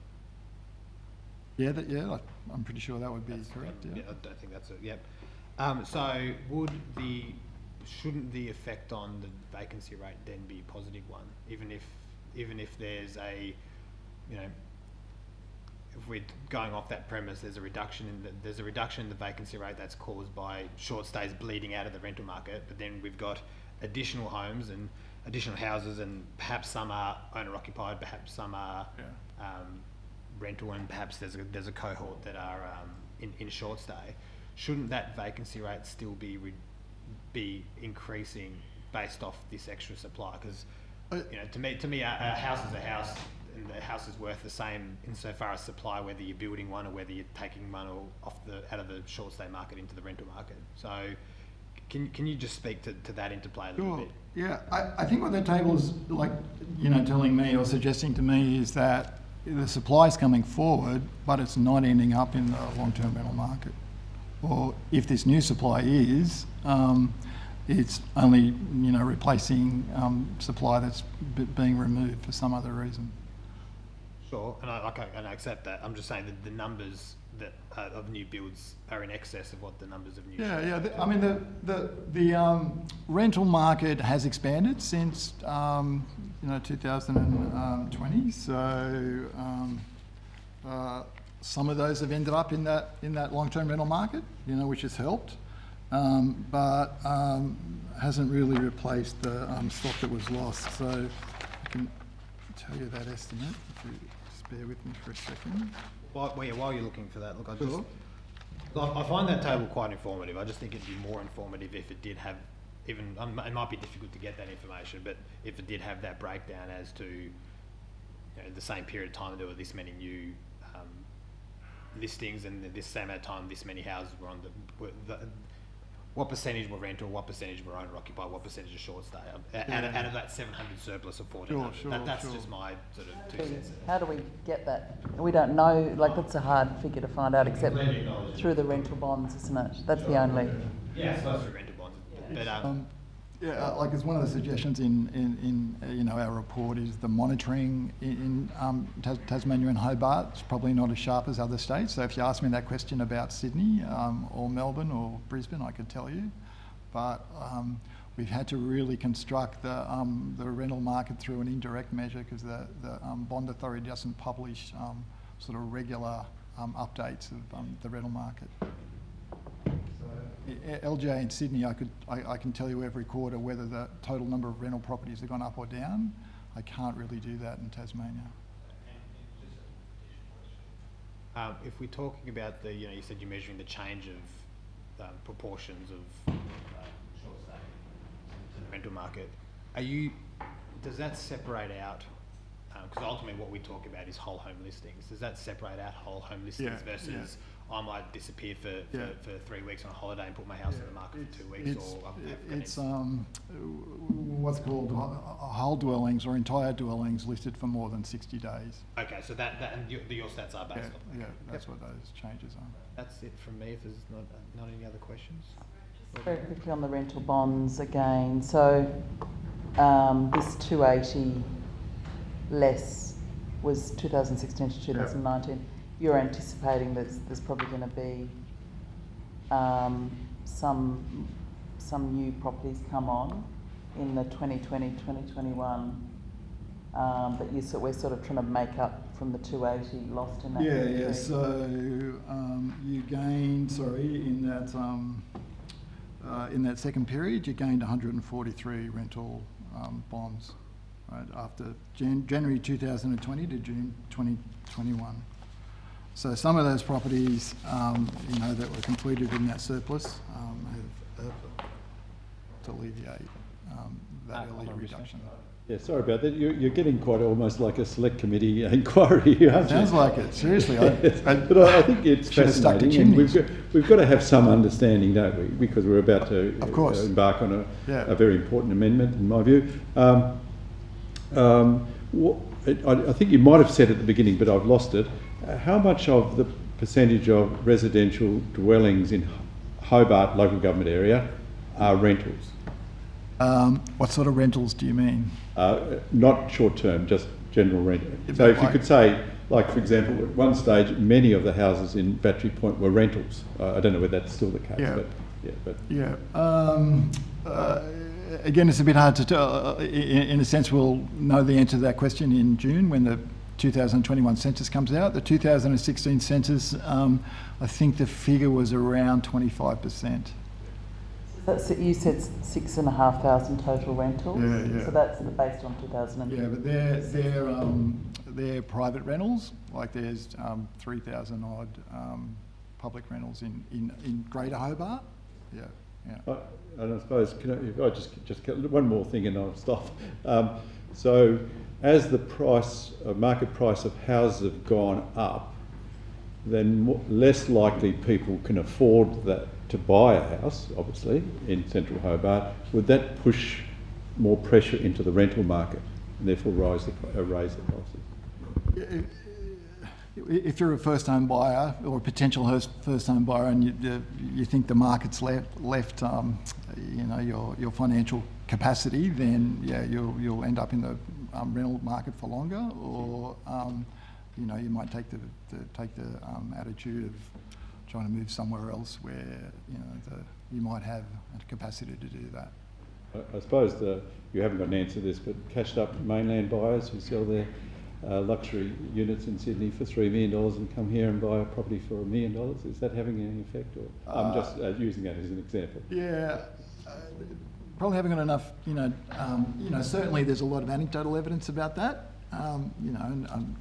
They're obviously active in the market, but I wouldn't really like to make a professional judgment. Thank you. I do have one more. I suppose there was the talk about during COVID and COVID being a good sort of working example of. Do you also think that during that same period we had the issue of we weren't getting the international students that we were getting, and I know the university sits in the same LGA as what we're measuring, and we're talking about quite a large number of international students. Do you think that would not also have a similar effect? And perhaps they're both compounding, but would that have been considered as well? Yeah, it was an issue. Like the period looked at in the Uhiri study was essentially the first half of 2020. And a lot of it, because we didn't close the borders and, essentially until 2020 it started, quite a lot of international students had already arrived. Okay. So it certainly took a bit of pressure off, but I guess a better idea of that's probably coming from 2021, which we didn't really have a chance to look at. What a lot of international students, found was the market. I guess they appreciated the market easing up a little bit, but I think the other thing that happened is the University of Tasmania in 2018 and 19, it started to deliver more student housing, so the impact of international students was probably being reduced a bit. But yeah, certainly the loss of international student was a mix in that decline in rents. Yeah. Any other questions of the Professor?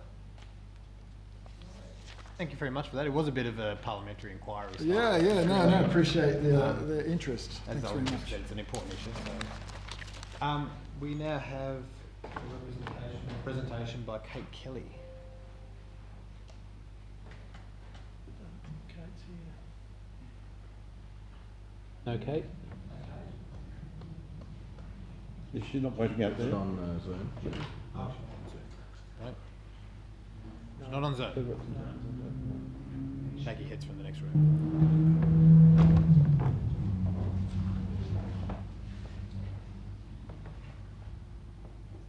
While we're chasing up Kate, does you mind taking even like a 2-minute break? Yeah, good idea. Very much need to run to the bathroom.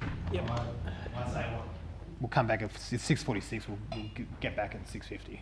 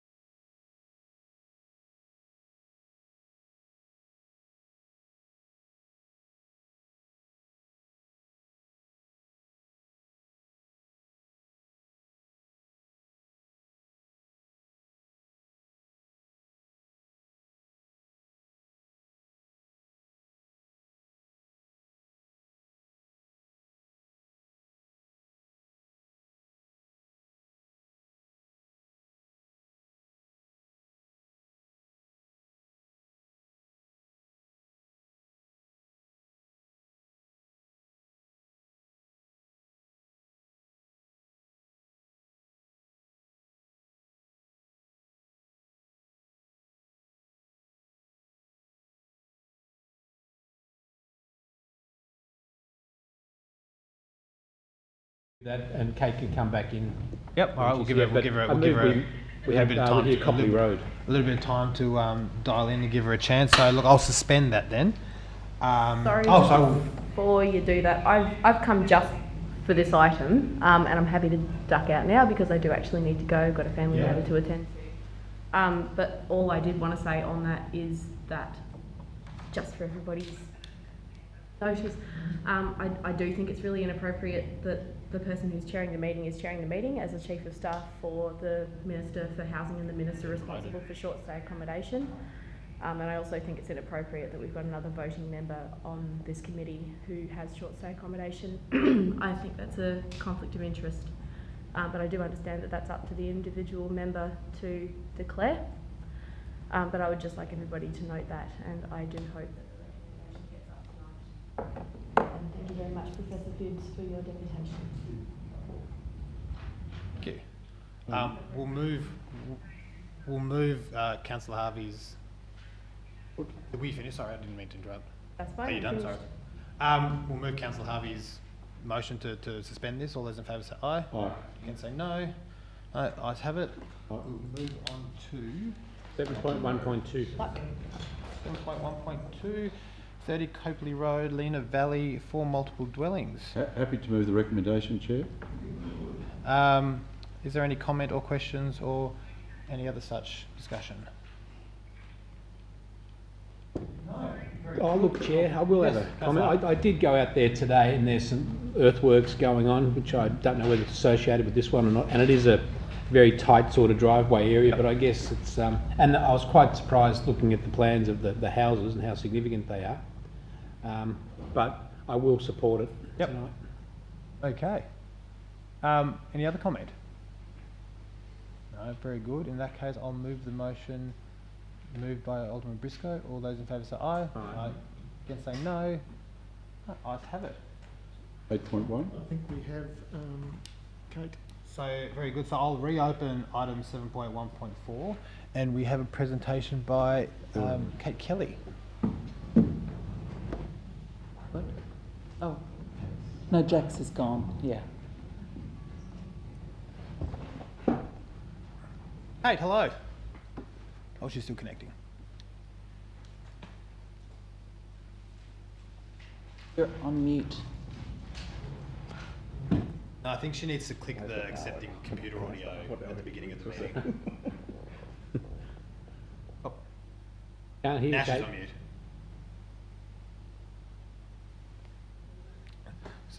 Sorry, Kate, we can't hear you yet. I think your microphone's on mute. I'd like to offer my sincere apologies. I've been having some technical issues this evening getting to you, so thank you so much for your patience. I really appreciate it, and I'm sorry to keep you waiting. All good, such is post-COVID life. You've got 5 minutes to give your presentation, then I'm sure we'll have some questions from you. That's fine. Thank you so much. So, basically, I had a simple question, and my question is on behalf of myself as a representative of the Hobartians Facing Homelessness Rental Crisis Action Group. We have some concerns around declarations of conflict of interest with councillors who are voting on current legislation amendments, changes or reforms to short stay rules, and we were wanting to know that councillors are declaring any interest prior to voting in each meeting. As you know, according to the Local Government Act, it is a request, but we feel that it is a necessary level of transparency that we would feel assured that decisions are being made in the best interest of the community and that the interests of people in the chamber are known to the community in voting on these matters. And I also wanted to offer my support to the council on the amendments that are being put forward tonight with regards to short stay legislation and reform. We feel that these reforms are needed and that they will not necessarily encourage people to enter into rental arrangements where they may currently be short stay operating, but it will give, again, constituents a sense of relief knowing that people who are entering into short stay accommodation are subject to rules and regulations that in other cities across the world we're seeing implemented with great benefits to communities and neighbourhoods. I think the Battery Point model is a good model. I think that it protects the wellbeing of neighbourhood values and the community, and it preserves the integrity and the heritage of those areas. Hobart is a beautiful city. People want to live here. People want to have the opportunity to experience short stays here. Our group isn't against short stays, but our group would like to see short stays regulated, and we would like to see, a permit system whereby houses that currently may be exempted from permits are being counted in the data, because we feel that we cannot quantify the impacts of Airbnb if we can't quantify the data. And without a permitted system for every operator, we simply can't do that. So thank you for bringing this motion tonight. I hope that these amendments get the council's support. And again, with regard to the conflict of interest, we would feel reassured to know that councillors, as Alderman Sexton did, and we would like to commend him and thank him for declaring his interest in the last meeting. We would like to know that other councillors who may have an interest in short stay are also declaring that interest, so the public knows who are voting on what and what they also are representing. That's basically it. Thank you for that. I'm sure we've got some questions. I see Alderman Briscoe's... Oh, no, it wasn't a question. Oh, it wasn't a question. Any questions? I'll ask one. So when you were saying about the all permits, you'd like to see all short stays have permits. This particular amendment wouldn't change that sort of current state government requirement around reporting, which is that if you're I think under the state government's current regulations, if you're a self-declared absentee landlord, you don't have to seek a permit at all, and it is a self-declared system. So I don't think we're going to get into that side of things through this process. So there'd still potentially be people, and I think there are people in Battery Point that, even though you're not allowed to have a whole home in Battery Point, that we do know there are people that say, well, I'm a absentee landlord, and they don't even seek out a permit. Well, they're not allowed to anyway, but they, So is that, that's what you're talking about, but I don't think we're tackling that. I'm aware, thank you, Anna, and look, I'm aware that it isn't part of the amendments scheduled for this evening, but I simply wanted to raise it as a concern of our group that may be a part of further consideration for the Hobart City Council, given that in the absence of being able to quantify the impacts on things like parking and amenities and infrastructure surrounding unpermitted Airbnbs, I think that there is a case to be made that also impedes council's abilities to manage those services that council is charged with managing, that relate to things like parking and waste management and noise complaints and those kind of things. So I would like to know down the track that the permitted properties also aren't at a disadvantage, and I would like to know that permits are considered as not just being a way of counting the amount of Airbnb properties that are up and running, but of managing the infrastructure and the services that wrap around them that council is charged with providing, because I don't think that council can effectively manage services of provision to areas where they cannot quantify the need that is present. So I would like to see permits for all Airbnb operators in the future as a future amendment, but currently the amendments on the agenda this evening, myself and my group Hobartians Facing Homelessness wholeheartedly support those amendments. Councillor Donna? Thank you, Chair. Kate, your first point was with regards to the declaration of conflict of interest. Would you be aware that it's up to the individual elected member to declare, and if they say there is no conflict, then we have to just accept that instead of having a perception that there is a conflict? Yeah, I am aware that it is up to them to declare it. I think that there are perceptions publicly that full declaration is either not adequate as it's presented or it's not being made. A couple of Airbnb operations are viewable online. One, for example, Alderman Zuko is registered as a superhost, and I am not across how the zoning of his short stay accommodation may differ in this instance, or may be exempted in this instance.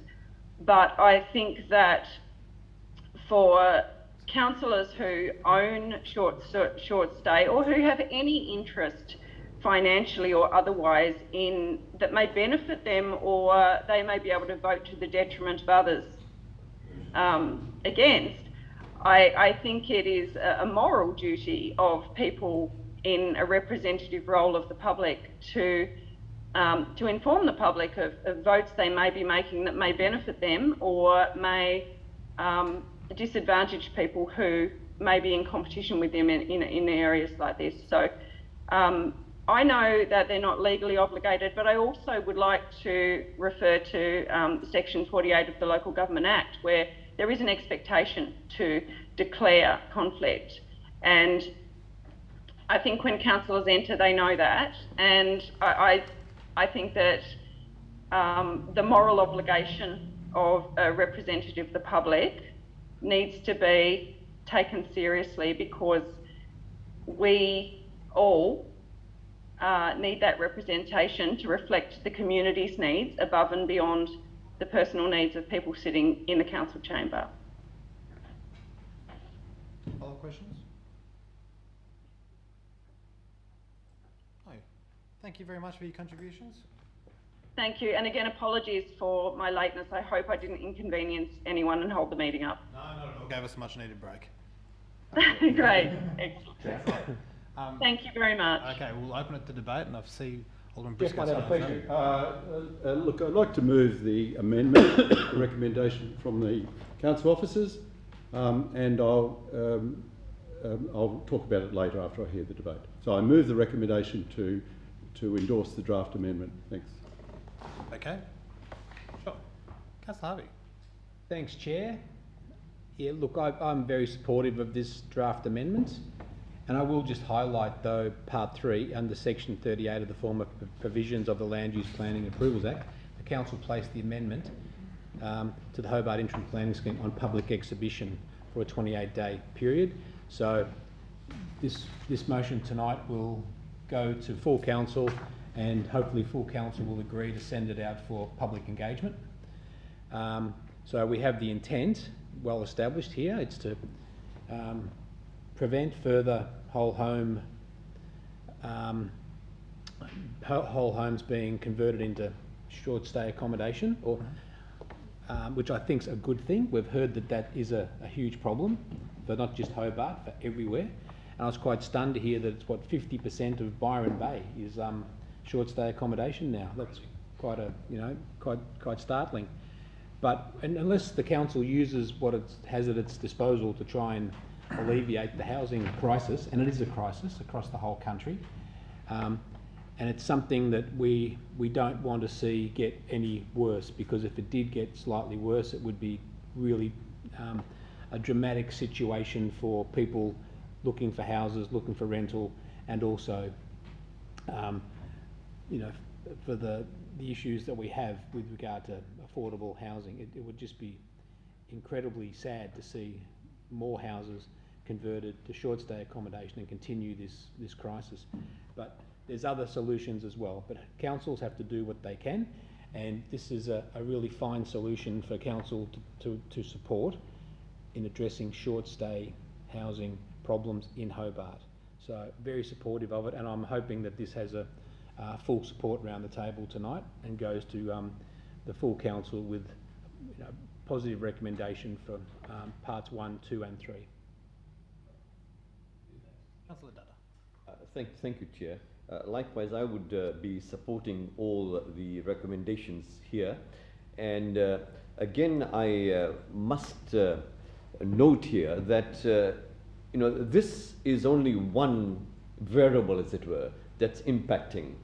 We acknowledge that there are other factors, for example, international students, regional visas, the government policy of sponsoring people coming in. So they all impact in the demand. But I think this is something we, in our particular jurisdiction, are able to bring about an impact that will hopefully alleviate some of these problems. Secondly, I've heard the commentary again that the public will be put out of this, but I am quite happy and content that we are following a process. From here, it will go to the council, it will be then going out to the public, and then finally it will be approved by the Tasmanian Planning Commission. So the public will have all the opportunity, as it were, to bring forth the arguments, the debates, the evidence, etc., before it is finally decided by the Tasmanian Planning Commission. So I would wholeheartedly support this. Thank you. Thank you, Chair. Look, I don't support this. I think it's premature. I think it is I acknowledge it's an attempt to address what we can all agree is a huge problem and concern, which is the state of the rental market in Hobart and broadly speaking, the cost of renting in Hobart. But look, I do think it is premature. I worry that this potentially has inadvertent side effects. Look, we all sat here and heard from essentially a professor saying that supply and demand does matter. They gave us examples where a relatively small impact on the market is having a huge effect on the price, and we all know that the price is set by the marginal buyer or seller. In this case, the marginal lack of supply, the price gets set by the marginal person who can meet that, and the rental price goes up, pricing a lot out. But we also know at the moment, and we've had evidence reported to us, there's a huge shortage of hotel rooms and a huge number that are taken off the market. That is hopefully temporary. We don't know what it will look like when it returns. The state of the tourism market at the moment, we know, is massively impacted by continued sort of COVID effects. We don't know what that's going to look like in 12 months. I don't support moving now to sort of implement this policy when we just frankly don't know what the state of that market will be. I do fear that by going down this path, we're going to inadvertently impact people who they may be going on a big holiday around Australia or something and want to put their house up for the short-term rental market in the meantime, and appropriate use of what would otherwise be an underutilised home. Is this going to impact then? I think it might, if we say you can't have a whole house.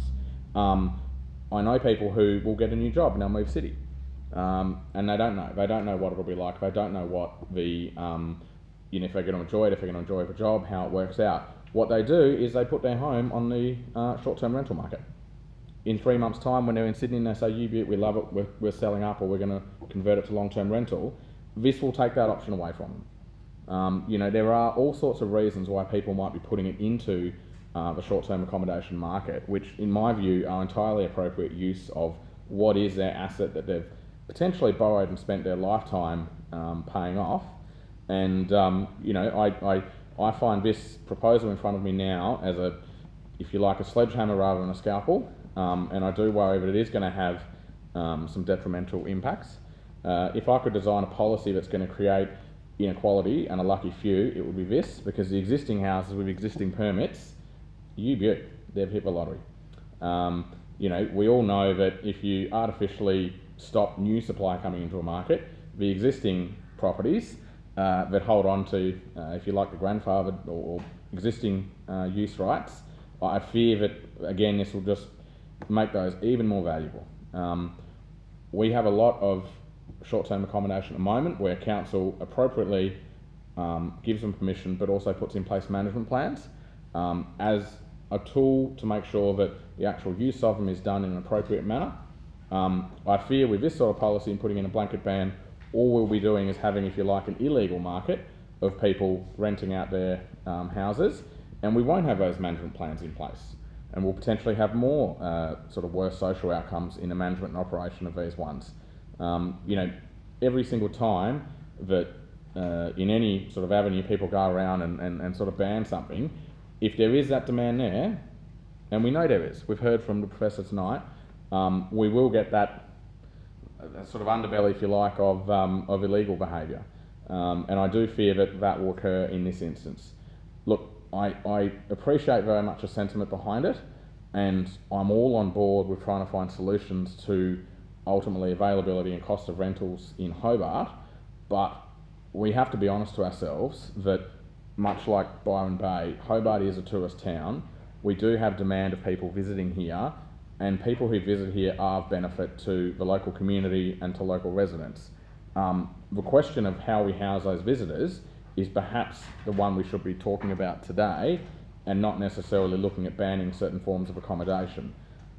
Look, at best this won't be an issue because as things normalise, we won't have that dearth of supply for housing, and we won't have the huge demand for sort of domestic travel because people will be back travelling around the world. But we just don't know what it looks like, and I'm not supporting any move to implement policies at this stage in ultimately what is a massive environment in flux. Thank you. Thank you, Chair. Look, in moving this motion for amendment, I believe that it will provide the public the opportunity to make representations, because we know there's a division in the community.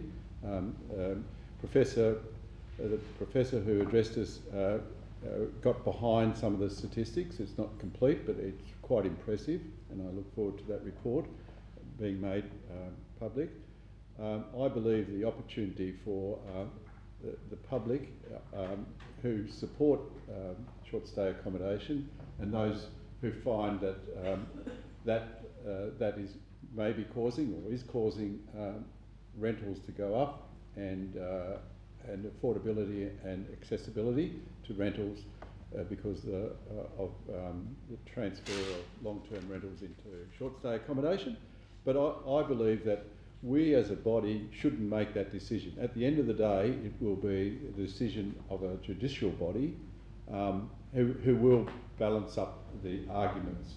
I don't believe we're in a position to do that, but I support the idea that it goes out to the public because it is one, as the professor said, it's one factor that could have an influence on the availability of rental accommodation. Whether it's affordable rental accommodation is another matter, but I do take up take to heart what Ms. Kelly has said, because she has been in the situation, I believe, of being homeless. I don't believe she is now, but I feel for that as well. I feel that in our rich society we should have enough accommodation, affordable accommodation for everyone, and I feel for that. And I've always, in my history, and I'm happy for Ms. Kelly to come and chat to me privately over a coffee, of ways I have done in my personal life to make sure people that I've come in contact that need housing would get housing. So feel free, Ms. Kelly, if you're listening, to come and have a chat with me. The issue that Councillor Coates came up with, that we're in fact now, if the amendment goes through, which I have no doubt will be seriously considered, amendment goes through and gets approved by the judicial body, the Planning Commission, and then immediately you're giving a huge boost to those people that hold permits for whole house short stay accommodation. I wish I owned one of those, but I don't. So that is going to give an incredible benefit, and it will increase the price of those. We haven't got any ability, I believe, but I'll ask the question in a moment of the Director, who will illuminate it. We haven't got any ability to have a moratorium, so I imagine everyone who owns any freestanding dwelling that they don't live in as their primary dwelling would go and put in an application for short stay accommodation. Will happen in the next few weeks because this will take possibly a year. But have we got any means of having a moratorium on accepting new applications through you, Chair? Through you, Chair. No, we don't. Thank you. So immediately we are going to get inundated, if we haven't already been inundated with more applications. I suspect because it's not a statewide thing that if people wish to have short stay accommodation whole dwellings, they may move to Gnorkey, Clarence or Kingston. So we're pushing the issue out to those areas which traditionally have had lower rentals, low rent prices traditionally. I'm not saying they do at the moment. So it really, in my view, a sensible way would be to make sure that such things are treated on a statewide basis. Now, I know the East Coast, there would be a fair percentage of accommodation there, greater than Hobart, in short stay accommodation, and that makes sense of the local economy there. So I'm totally supportive of the system, the way the public can make submissions, and I'm satisfied that the judicial body will weigh up the evidence to see whether and I look forward to the outcome. As I said, I don't own any properties that are wholly short stay accommodation. I own one house in my home in Liverpool Street. I'm happy to anyone who wishes to discuss how I use that home, although it's very personal, to come and discuss it with me. I know that I have over the years done my best to make sure that accommodation of homeless people, homeless young people, asylum seekers, and I'm quite happy to stand on my record there. And as I said, if Ms Kelly or anyone else, any other councillor wants to come and chat to me what I've been doing over the last 28 years on this council, I'm happy to talk to them in a personal matter. I don't want to reveal too much here because we're dealing with a very public issue here, a very important issue. That's what I like to say, Chair. Thank you for giving me the time. Thank you. Thank you. Any other contribution? Lord Mayor. Thank you. I just wouldn't mind asking a couple of questions of the officers before I make some comments, just around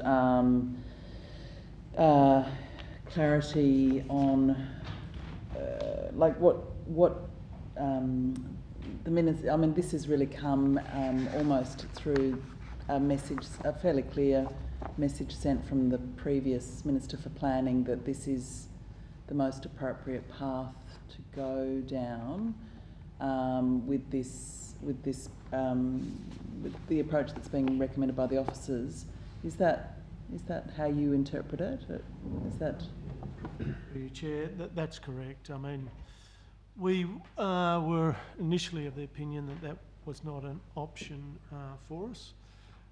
But in subsequent advice from the Minister himself, his office, he did open that avenue up to us, and so we've consequently pursued that, given Council's previous stated position.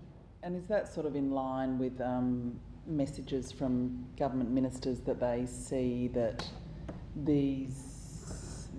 there can be unintended consequences in different housing markets of their deregulation of visitor accommodation, so that they don't want to take action statewide. They want each local government planning authority to make an assessment of their own local housing conditions and apply through this process. Look, I wouldn't want to speculate as to what the Minister might be thinking per se.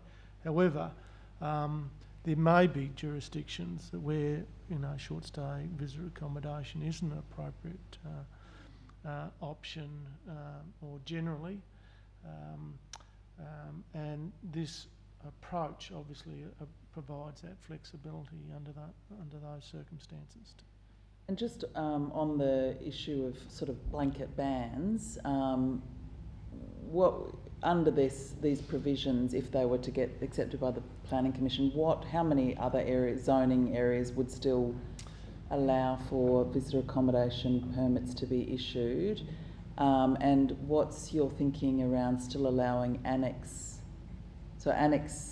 buildings in residential accommodation will still be able to apply for a visitor accommodation permit, is that correct? Yeah, look, that's correct. And there's ancillary dwellings, yeah, so they're limited in size.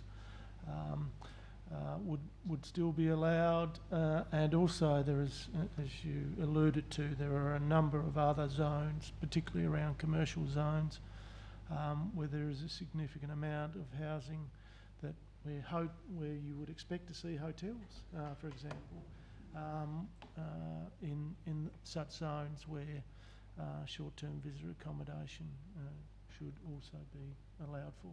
So there's commercial zone. Is there another zone? Is it mixed use? Mixed use, yeah, which is by its very nature does accommodate residential and commercial zoning, commercial uses, which is similar to commercial zones. Does allow for residential development as well. So yeah, I mean, I'm supportive of this this process starting, and I think it is a really important piece of the tackling the housing crisis puzzle. I note comments by Alderman Barakis over the months that this is just one part of the solution and supply is another part of the solution, and I wholeheartedly agree that this is only one part of the solution, but it's a part of the solution that is important. I think Professor Phibbs's research demonstrates really tangibly that this has got a little bit out of control in our city. It's becoming, we have no idea about how big it could get, and I think it is prudent upon us to pull this lever as well as a whole range of other levers. So it isn't just this lever. We do approve many residential dwellings as well. I think between 2019 and 2021 there was around 250 single residential dwellings and about 430 inner city multiple dwellings. So around about 780 new dwellings just in those 3 years shows that we are adding to the supply. We are doing our bit to increase supply, but we're never going to get ahead if we keep turning residential homes into hotels in the suburbs. And so we've got to kind of pursue this as well. I don't think this is a blanket ban, as Councillor Coates was suggesting, because I think this, if this amendment was to be accepted, there is still plenty of room for growth in visitor accommodation options if people are keen on those options in the commercial zone, the mixed-use zone, through ancillary dwelling in the residential areas. There's also obviously people sharing their homes while they're there, which is continues, and that was the original idea of the home share model. There's also people renting out their homes for temporary periods while they're away, which is again a sort of key part of allowing people to benefit from really busy times in the hotel industry around Christmas and those sort of things. So there's plenty of room in Hobart still for visitor accommodation, but what we're doing is just trying to manage and provide a bit more of a chance for long-term rental to be attractive and sustainable in our residential areas. All of the existing permit holders obviously do get to keep their permits. We're not taking anything away from anybody, and I hear that might lead to those properties being more valuable, but unfortunately, all regulation has unintended consequences, and I think that is one, obviously. But what we gain in balance is a fairer rental market and more rental homes on the long-term rental market, which we do absolutely need for the city. You know, I think the idea that this might impact on property owners who have got their eyes set on having a visitor accommodation, you know, we do need to also think about renters, and renters don't have many options. There are either rental properties in Hobart or there aren't. Whereas for a property owner, you know, if they can't do visitor accommodation, they can do a long-term rental, whether that's a 6-month lease or a 12-month lease. You know, property owners have multiple options. They're still obviously going to be able to rent their properties. So, whereas for renters, basically, because of what's happening with our housing market, there are very few options. So I'm all for really standing with the renters and ensuring that our policies help make Hobart still accessible to people wanting to rent. So yeah, I think it's an important process to start. I acknowledge Alderman Briscoe's point that this is just the start of a process, and the Planning Commission will have to decide. But I do think the state government, everyone from the Premier to the Planning Minister, have said, when asked about the challenges of short stay on the Hobart housing market, have said, well, you know, the way we've designed it is it's up to local government to take this step. And so in a sense, we're kind of following their lead, that this is really something we have to do, or we just have to go into the uncertainty, not knowing how big this market potentially could get. So I think it's a good balance, you know, still room for growth, but providing some limits. So I'm very much in support of it, and thank the staff for all their work over the last couple of years in coming to this point. Just a couple of things I missed out in my passionate speech a moment ago. I mean, the ideal world, when there wasn't a shortage of rentals, you know, long-term rentals, then we would be trying to work out some formula to say no more than X in any particular suburb, like we sort of do that in Battery Point. The government had an open slather there for a while.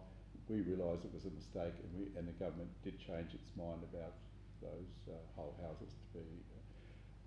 And I would say that in a fairly big suburb, you could see potential for a couple of short stay accommodations in houses, and in the COVID era, full houses. In COVID era, people may not want to stay in hotels or other accommodation type things, and they might have a big family, and where it's prohibitive to stay in a hotel.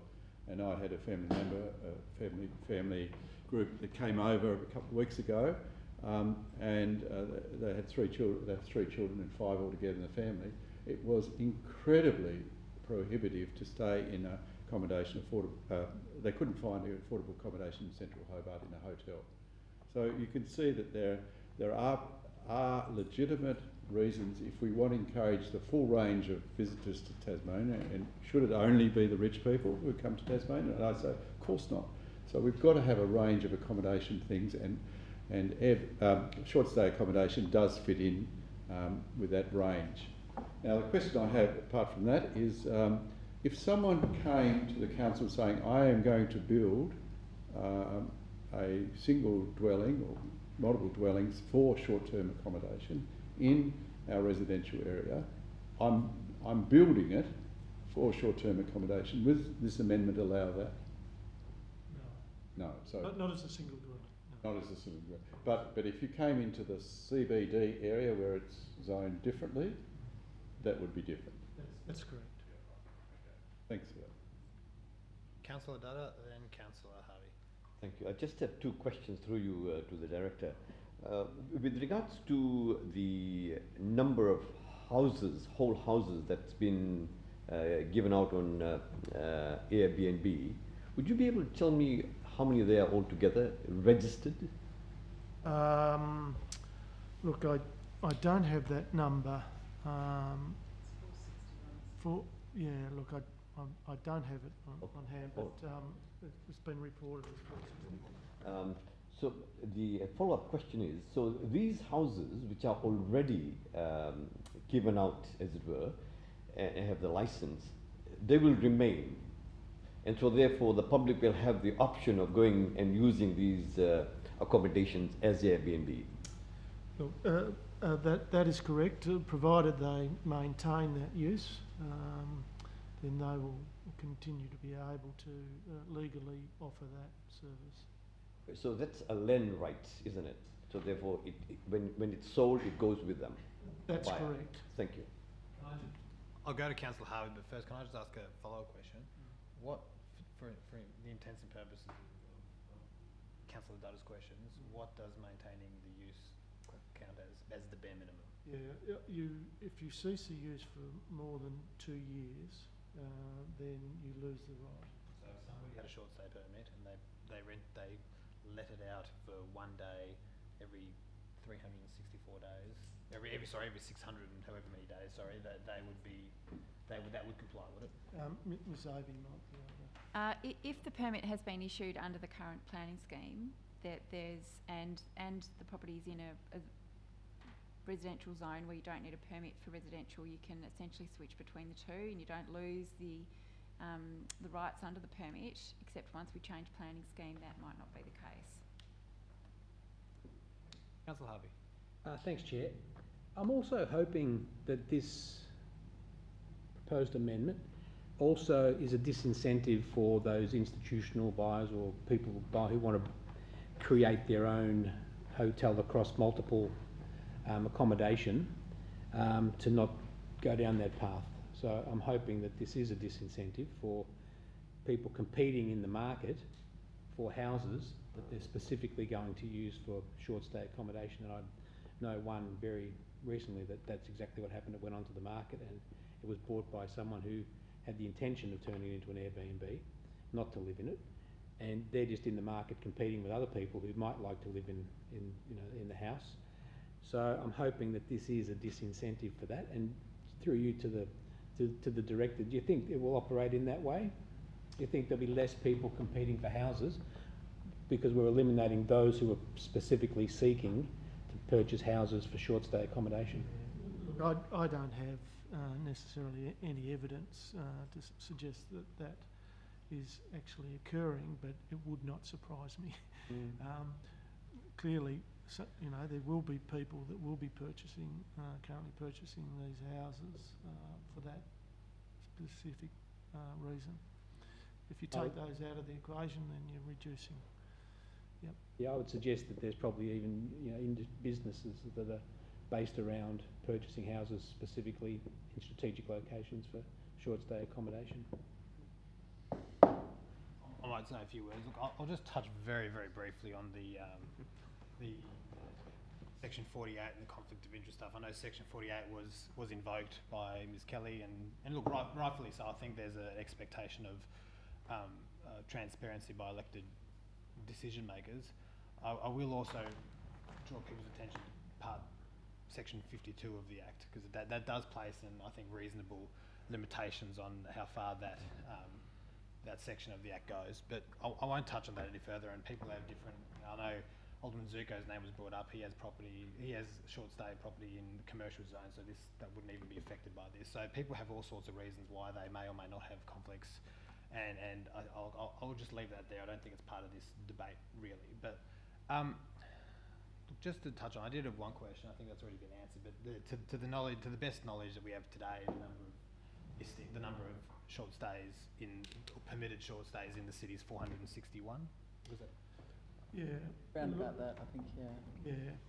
Look, I'm happy to clarify that as far as that number is. To the best of our knowledge tonight, that's what it is. Yeah.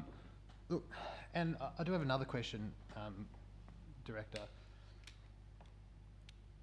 And stop me, because I know it's not necessarily what we're debating today, but would we be able to, or are there mechanisms, there's mechanisms for us to prohibit any further permits being issued out, but is there mechanisms such that we could say or place a density limit on the number of short stays in a certain geographic area? Do we have the ability to do that?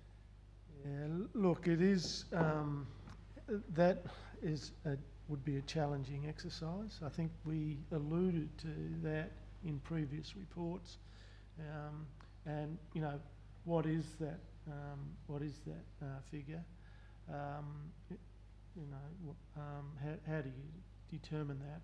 So it would be pretty challenging, I think, to come to any sort of agreement as to what that might be, and then how do you regulate that? So I suppose it would be difficult for council to come to an agreement on that, but do we have the legislative? Do we have the ability under legislation to do that, or would we be restricted from doing that? Should we be able to define what we're talking about? Maybe it's X% density per whatever region or suburb or SA1 area, or is it something that we wouldn't even be able to do if we chose to? Maybe Ms. Hogue might wish. Sorry for asking very technical questions. Might wish to comment on that. I think it would be challenging. Through you, Chair. I think it would be very difficult to have a planning scheme provision that was like that. And again, I've seen provisions like that, say, in residential areas to put in unit development, say, for density. And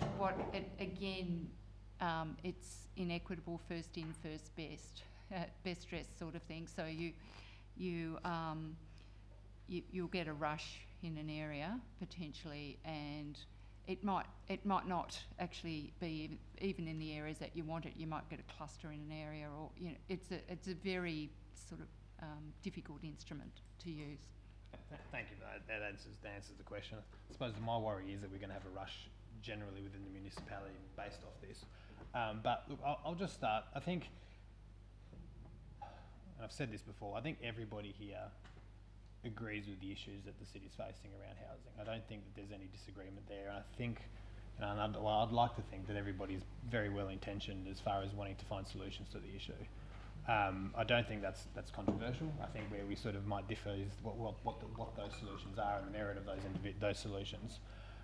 My worry with this is, and look, I would have liked to have been able to discuss perhaps more sophisticated or nuanced methods of perhaps regulating this, if that was what we want to do here. And something such as a density limit would give us the ability to, or give regulations the ability to move with the times, or such a thing. As the population increases, as the number of dwellings increase, so can the limit. I know it was mentioned this was a cap. It's not really a cap, because a cap sort of sets a ceiling on the number. This is it's prohibiting any further permits from being issued. And my worry with that, and Councillor Coates and Alderman Briscoe did touch on this, is you create a class of houses that have permits, and then you have another class of houses that can never get a permit. And the inevitable result of that is you'll have 461 houses that will see their property values and therefore the prices to buy those, I think, explode. I would say you'd have them go up, quite inordinately in a short period of time. I also worry that there will be a rush. The second this gets announced as a decision, even by this committee, because most people, I think some people might not yet wait for full council to make a decision, is you'll get a large number of people that will say, look, even if I'm not intending on putting this property on short stay market, I'll grab the permit anyway, just in case I want it later on. And I think we'll get a run on permits. Look, once again, I think there's no debate about the intent here. I think, and as the Lord Mayor rightfully said, and this is, the short stay accommodation would play a factor in supply, and Professor Phibbs in his presentation noted the fact that this all really boils down to, or in large part boils down to, the rental vacancy, which is a function of supply and demand, and this would be a factor in that. I don't think that what's being proposed will fundamentally reduce that or increase that vacancy rate, especially in a time frame enough to actually see a meaningful difference. I don't think that, looking at the stats that we had in front of us, I don't think that we are, when we had a surplus of 700 houses according to the statistics provided to us one year, and 500 and something the year before, when we have 460 listings, whole home listings or whole home permits, that the number of short stays is eating into those by such a huge degree that it's rendering that 700 surplus to not be contributing to easing the problem. So there are other issues at play, and I think this proposal, and as the Lord Mayor said, we are effectively trying to balance out unintended consequences. This does have unintended consequences, but we are trying to balance those out. We're trying to balance out the intent or the expected outcome of a policy decision with the effects that it will have. I think this will place an effect on the rights of private property owners. And there's a balance there. Obviously, people don't get free rein to do whatever they want, but I'm not sure that the balance here is outweighed.